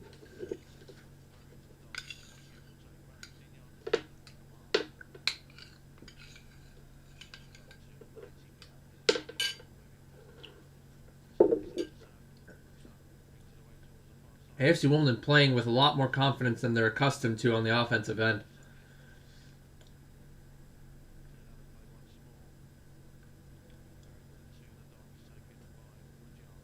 They're not playing through balls into the 18 per se, but they're a lot more confident in the final third in taking a couple heavy touches towards goal and to try to strike. Anyway, through ball there for Paul Ossu, tried to play a cross in, but over everyone's head out for a goal kick. Not the best cross there from Paul Ossu, but he had to chase the ball down to prevent it from going out for a goal kick. So, but yeah, the likes of Oli Palmer on the hold up, instead of playing the pass out to the outside mids as he usually do. There have been a couple times where he's tried to take a couple touches towards goal and use his physicality to get himself in a good area to shoot. Most of the time, gotten blocked, but now this time it's Cole Stockton on the hold up, draws the foul from Marsh. Jack Rodoni also finding an opportunity to strike after a knockdown won by Oli Palmer about 10 minutes ago, and that shot was blocked. But yeah, the last few games we really lacked in terms of shots created, opportunities created to shoot. Possession's been good, but even though we haven't found that last incisive through ball, at the very least we're trying to take our chances outside the 18-yard box.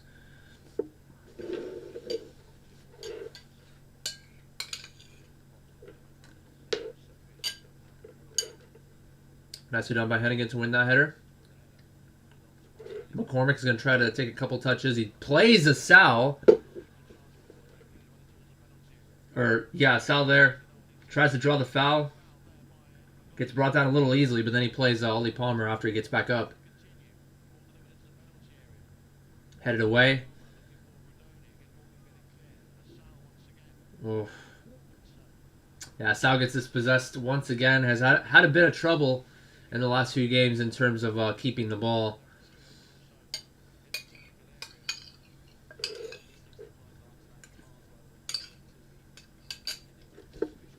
Yeah, when that through ball was played for McCormick a little bit earlier to Asal, I think his first touch kind of let him down and allowed Shane McLaughlin actually to come back and recover defensively.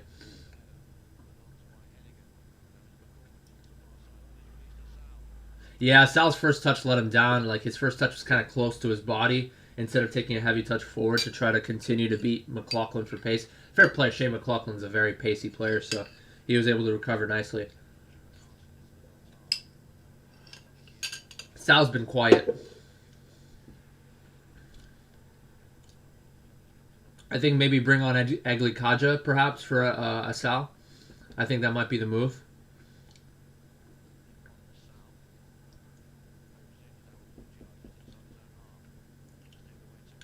Rodoni here on the right hand side. Yeah, him and Rodoni actually switched positions. So now Rodoni's on the right. Asal's been playing on the left. Oh, nice touch by Osu to get around his man. Great cross from Osu. Badu had to freaking throw his body in the way to try to get in the way of Jack Rodoni's top of the sixth run there, and he was just able to get it out for a corner kick. Yeah, he really had to throw himself to win that header. And just a few yards wide of the near post, that header was from Badu. And it's going to be a corner kick here from Wimbledon.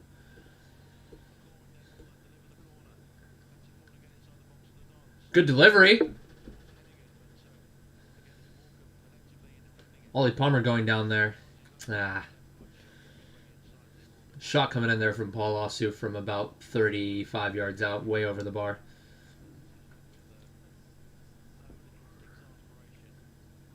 Yeah, the delivery from McCormick has been decent. There have been a couple of times where he's driven it with pace in the near post, and Oli Palmer is always the target for those near post line drives, excuse me. Definitely a different type of style of corner kick than what Anthony Hartigan would usually whip in with. He would usually whip it in with a little bit of height and a little bit of bend, while McCormick drives it in like low and hard with pace. I think it does provide a little bit of a different dynamic for sure. Shane McLaughlin here now on that right-hand side. I think if as long as McCormick keeps taking the corner kicks, I think AFC Wimbledon will get accustomed to his style of set pieces. Anyway, Ayuba Sal is actually able to shrug off Shane McLaughlin there. They switched the play here to Jack Rodoni. On the overlap is Alexander. He's sprinting, but instead Rodoni plays it to his left, takes a couple touches to the center. I think he could have played Alexander there, to be fair, but now it's going to be on the feet of Asal. Asal! Oh, man! Off the post. It was a cross intended for Alexander, but instead it was a shot that was played. I don't know if that was a cross or a shot, to be honest with you guys. Looked to me like it was a shot just with the amount of pace that he put on that. Yeah, that was definitely a shot, actually. And it just hit the top of the bar. Nah, I think that was a shot. I think the way that Asal positioned himself and just followed through with that shot, it was with the side foot, but it looked to me like his body momentum carried him towards goal. That was probably a shot there from the corner of the 18. Keeper was a little bit close to his near post there relative to where Ayub Asal was, so Asal just tried to lift it over him back post with pace. And I did say that Asal has been quiet, and that's certainly a moment that could maybe make Mark Robinson second guess which player he should have come off. But I still think perhaps Asal should come off for Kaja just to change something here. I think McCormick has been class. There was an instance in which maybe he could have done better with trying to lay it off to Osu instead of playing it back to Woodyard or something. But I think he's been fairly good throughout the game. McCormick also, the deliveries have been fairly solid. AFC Wimbledon, I mean, they have been all over Morecambe in this half. One-touch football there, nicely done there by AFC Wimbledon. McCormick here on the right side. Oof. Morecambe, though, every time they get the ball, their first instinct is to try to clear it. They're not trying to play out of the back right now. I think they look a little shaken up. Good cross from McCormick, just over the head of Palmer. And now Asal. Asal, hit it, man! Oof, blocked. That was a stinker there from George Marsh on the return. It was most of AFC Wimbledon's shots have been blocked. Fair play to Morecambe positioning-wise in the final third. I think you try to play that far post if you're Asal. Try to hit it towards the far post, but he tried to blast it near post, and it got blocked by Shane McLaughlin. Ooh, Ayunga wins the knockdown here, and he's going to take it forward. Hey, blast it over the bar. Almost gets it over the entire stadium, actually. It was actually, Will Nightingale who won the header initially, but then it bounced off Ayunga's shoulder, and then he was able to take it towards the 18.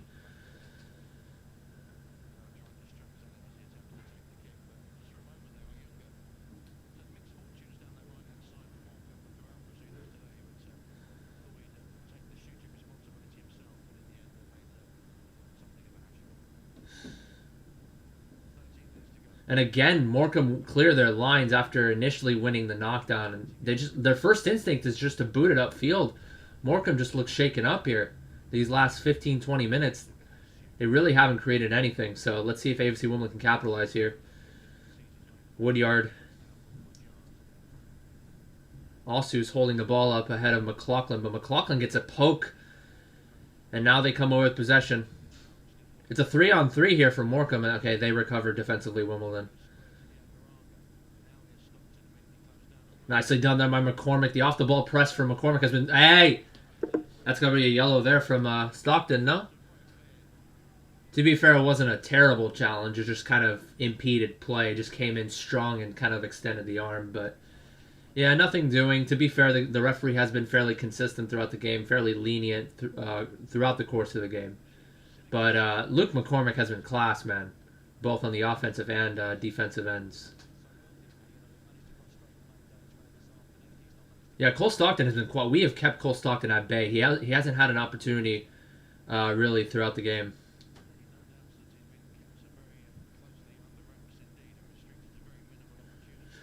Maybe, you know what?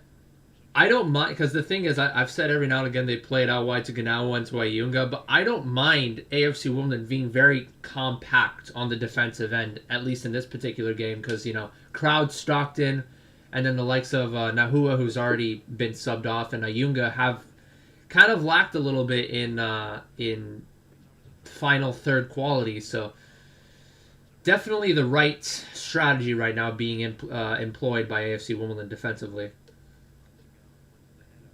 There have been a couple of shaky moments where Morecambe have played a cross or two that might have looked dangerous, but AFC Wimbledon have passed the test with flying colors.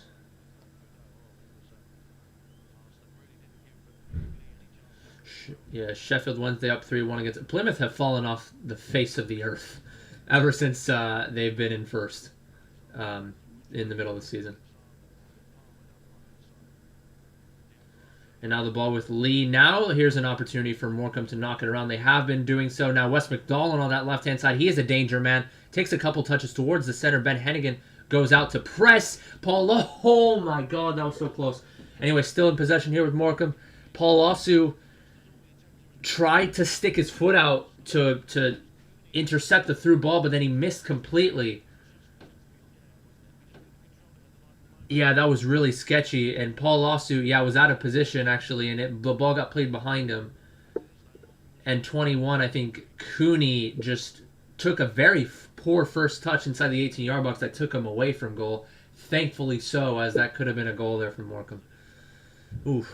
Paul Osu just kind of poor positioning there. He was anticipating the through ball being played, and then he put himself a little bit too far ahead of the pass, which actually went in behind him. And now it's going to be a free kick here for Morecambe. After the partial clearance away from Wimbledon wasn't fully clear. That's it done there by Palmer to mark Cole Stockton and get a flick on. It's going to be a corner kick now.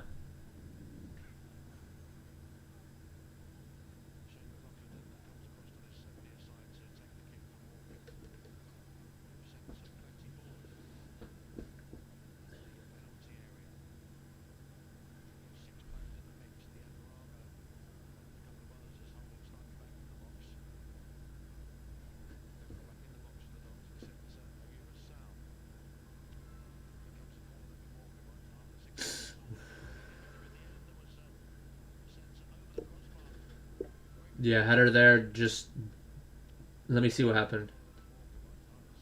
Oh yeah, top of the 6. It looked to me like Lee was there to win the header, but somehow, some way, didn't end up towards the back of the net. Didn't even end up towards the frame, I should say. Oof, man, what a game this is turning out to be. First half was really not much to talk about, to be honest. But second half has been the complete opposite. Tepo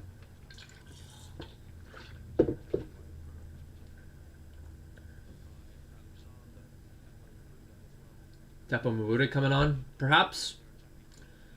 I wouldn't say late, because Ollie Palmer has been quality throughout the game. On the hold-up is a Sal. Ryan McLaughlin maybe got brought down a little too easily. Ryan McLaughlin once again keeping a Sal in his back pocket. Wes McDonald gets fouled.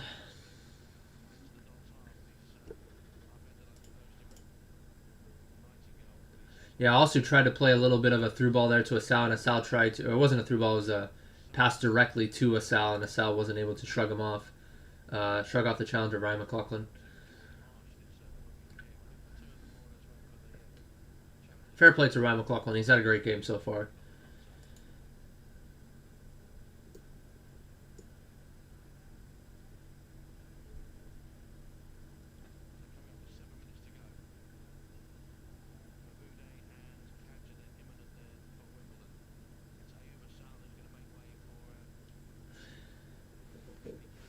Just as I suspected, Ayuba Sal coming off for Kaja.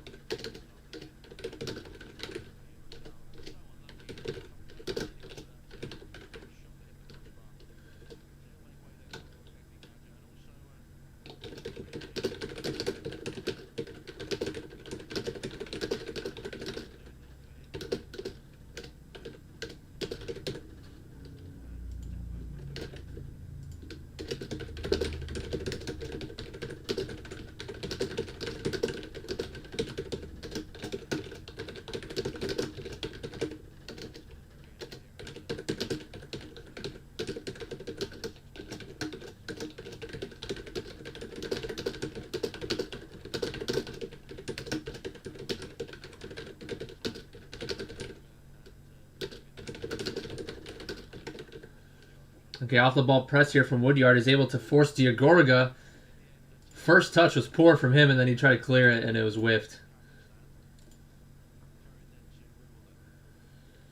Here we go, boys. It's starting to wind down here. It's really starting to come to a head here, this game. I accidentally closed my live stream.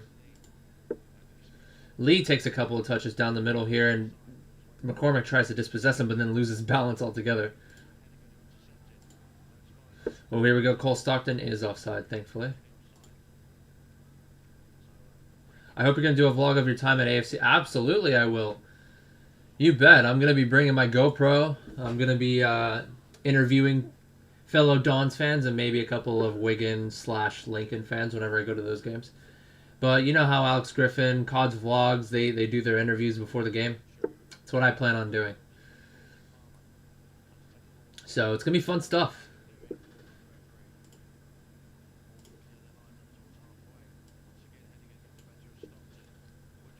There we go. Woodyard is able to hold off Wes McDonald. Plays the through ball to Egli Kaja here. Kaja first time cross. Trickles through. Yeah. Initially it trickled through one of the Morecambe players. Nice off the ball pressure there, but okay. Couldn't come away with it though. Stockton has been hooking out wide a lot lately. Ayunga now top of the 18. Tries to chip it over. But wayward there.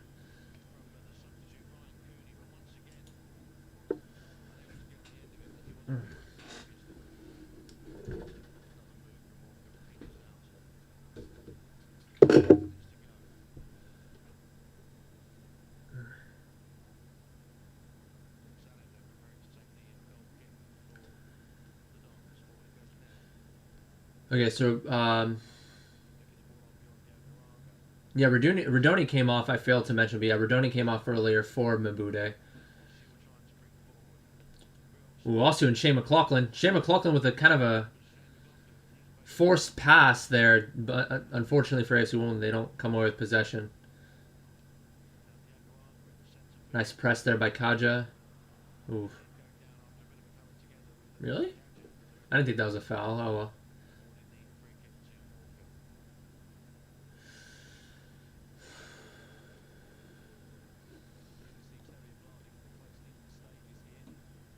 Terry Ablade, possibly for Ollie Palmer, just for some fresh legs last few minutes. Dapo Mabude, I would like to think, is playing. Yeah, he is playing as a outside attacking mid. Same with Kaja.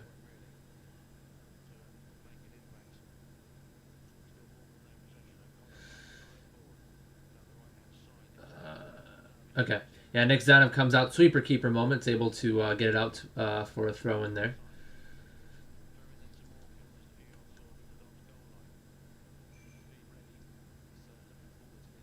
You know, I think the deserved result right now should be 1-0 Wimbledon, but unfortunately they haven't taken their chances when they've come. Gadapo Mabude starting to blister with pace here. Ooh. Kind of try to force his way through, unfortunately. Try to force his way through two defenders. Cole Stockton now. Nicely done there by Hennigan. Hennigan, great positioning. Cole Stockton goes down easy. Ooh, a little bit of a tussle between Cole Stockton and Ben Hennigan there. I think Ben Hennigan was telling him to get up, and then Cole Stockton took that personally. I gotta say, Hennigan and Nightingale have done fantastic this game in keeping Cole Stockton under wraps. Ole! Terry a bloody. Terry a bloody.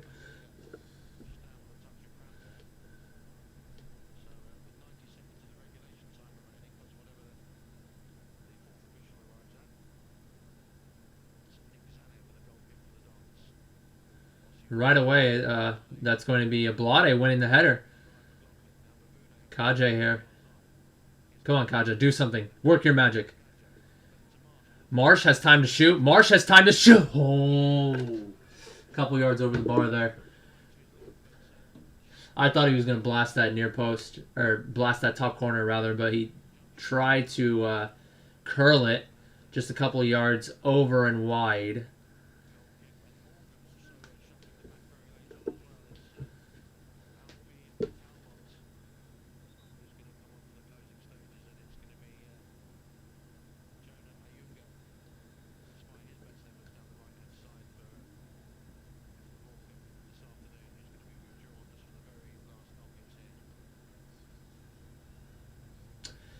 A draw would kind of suck, considering the circumstances, considering how the way the game has gone. But I know a few fans on Facebook and just a few fans in general were expressing their opinions on how if we don't get a win today, regardless of the performance, there's going to be problems. But again, I mean, this is positive. I just hope AFC Wimbledon can continue this sort of form. Just, you know, in the final third, they haven't taken their chances. Ollie Palmer was kind of an opportunity inside the, or on the edge of the 6-yard box, just, you know, taking a second to try to pick his head up and try to find someone, but then tries to play it low and hard and just hits it straight at the keeper, so fairly disappointing there. And then there was almost an instance where Ollie Palmer scored off of a corner kick, off of a header won by Nightingale. He tried to flick it towards the keeper. That was the best chance of the game so far.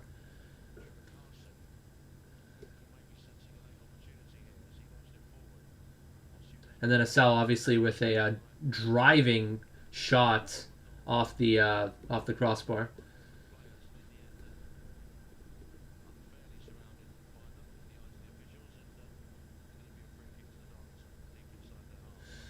Oof. Damn, Alex Woodyard is having a word right now with Tapo Mabude.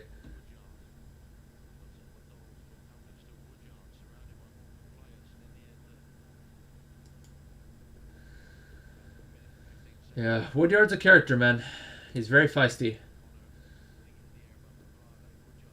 Woodyard is gonna, yeah, nicely done there by Woodyard to win the challenge, but he wasn't able to recover possession fully. It's going to be 2.5 minutes left of stoppage time here with 4 added minutes total.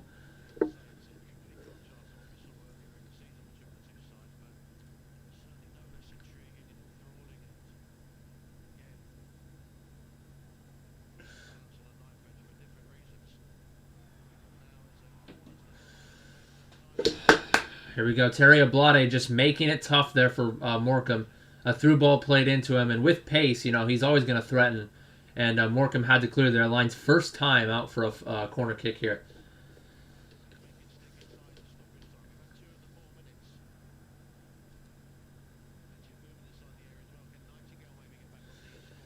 Come on, boys. McCormick has been great on corner kicks all game. It's a decent one. Punched out, though. A little bit too close.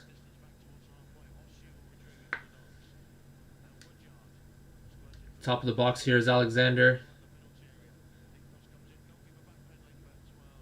Yeah. Bit disappointing that from Che Alexander.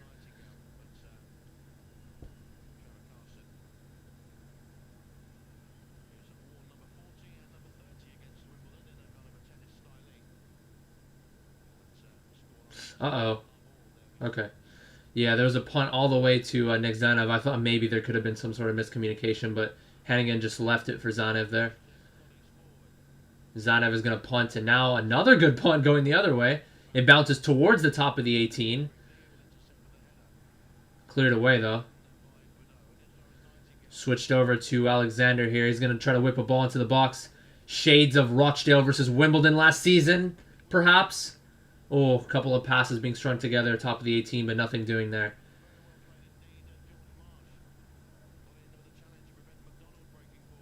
$30 to go here in the game. AFC Wimbledon likely with the last opportunity as Osu knocks it forward. Ablade on the hold-up, not able to win it, though. Looks like Wes McDonald just gets the better of Osu for physicality. Osu is trying to leave it for the center back. Nicely done there by Nightingale to step in and intercept a pass there.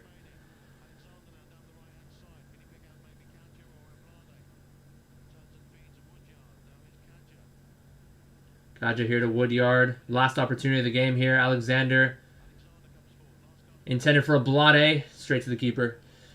And it looks to me like it's going to end as a 0-0.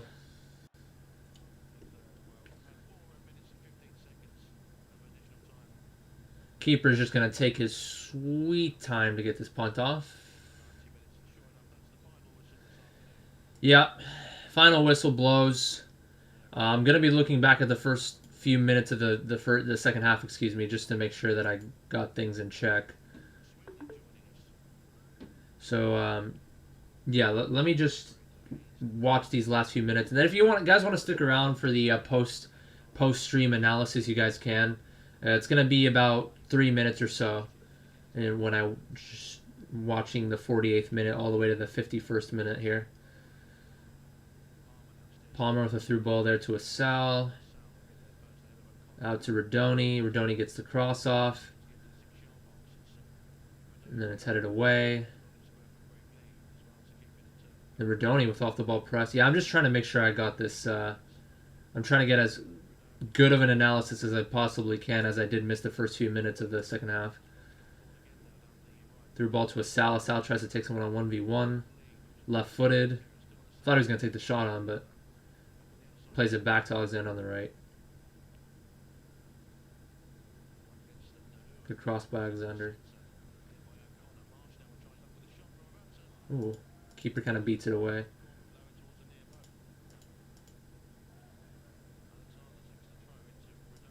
Okay, I'm caught up now. I'm caught up. Okay. So that's the game, boys. Not a reference to Wii Sports at all. That's the game. I'm just joking. All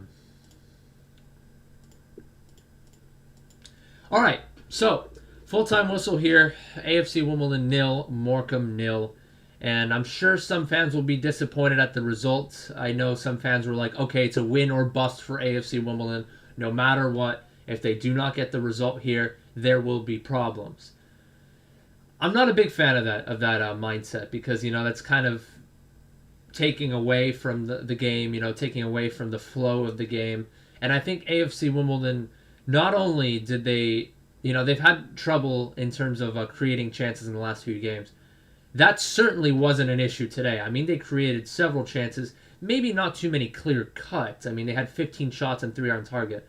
But they put themselves in plenty of good areas to create spaces for a shot. Most of the shots that they did end up taking were blocked. Most of the time that they did shoot was outside the 18. Unfortunately, they weren't able to create that incisive pass inside the 18-yard box on too many occasions. But they did look dangerous in that second half.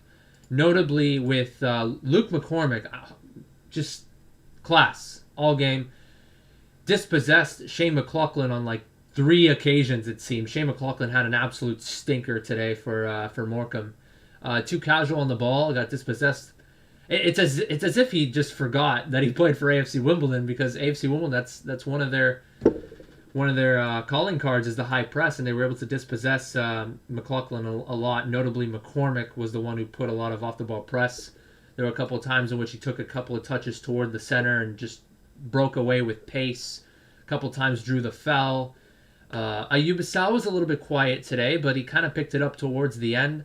Got dispossessed a lot by Ryan McLaughlin on the hold-up. But Ryan McLaughlin had a great game today for Morecambe, but towards the end, after a few minutes before he came off, he was able to break with pace a couple times, and there was one instance in which he actually was taking someone on 1v1, took a touch not towards goal per se, but towards the center, and then tried to blast it towards goal, just hit the top of the crossbar. I thought it was a shot at first, but I looked back, his body language 100% told me that was a shot. So Ayub Assal almost getting on the score sheet there. Ollie Palmer did fantastic today.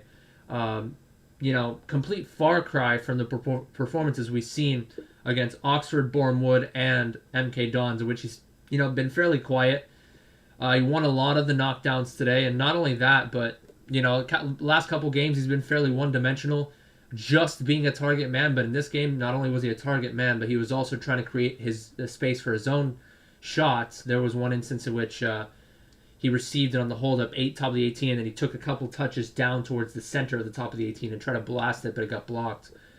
And Oli Palmer found himself in a good position too. 50th minute corner kick won by Will Nightingale, and then Palmer tried to head it back with the top back of his head and actually almost got it.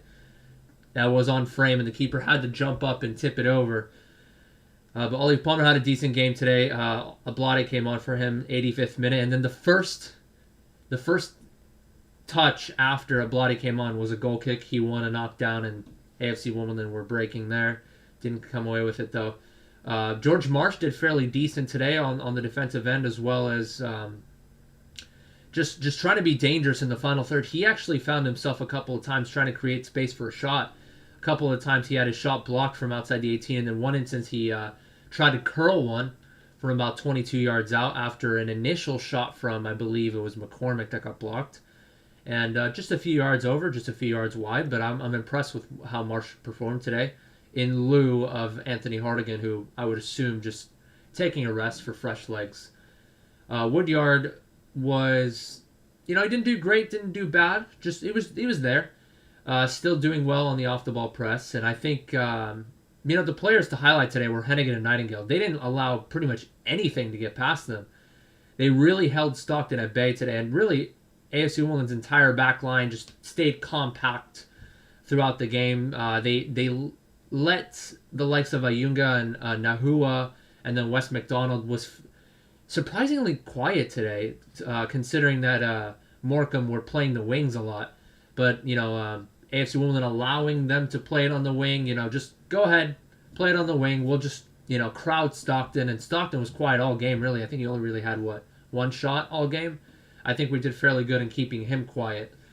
And Wes McDonald came on, and surprisingly, he didn't really see himself on the ball that much. I thought he was just going to try to be dangerous and break for pace. There was one instance in which he did and drew the foul from I think, McCormick. But other than that, he was quiet. I think we did pretty well defensively today, and offensively, I think created a few more chances than the past 3 games combined. So I have a couple notes down. I'm trying to remember which chances they were exactly, besides the ones I already mentioned.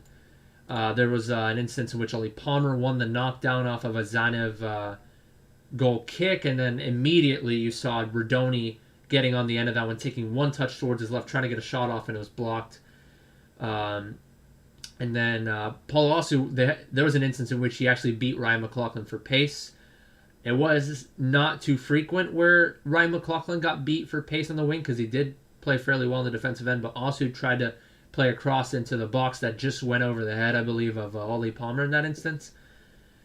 But Osu was decent today on the offensive end. Got caught out once or twice on the defensive end, notably when they tried to play a through ball. Morecambe did to Ryan Cooney, but his first touch let him down, thankfully. Had his first touch been better, he could have maybe driven it towards goal and given Zanev some problems. But I think Alexander, Hennigan, and Nightingale were fairly decent throughout the game defensively.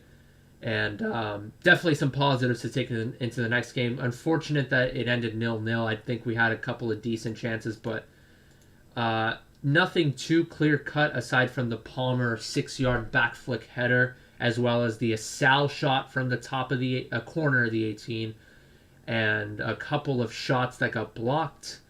Maybe we could have been a little bit more incisive with our through balls, but we looked a little more dangerous in terms of creating space to take shots on from outside the 18. So positive stuff to take forward. And we'll see what happens. I will look at some Twitter and Facebook comments and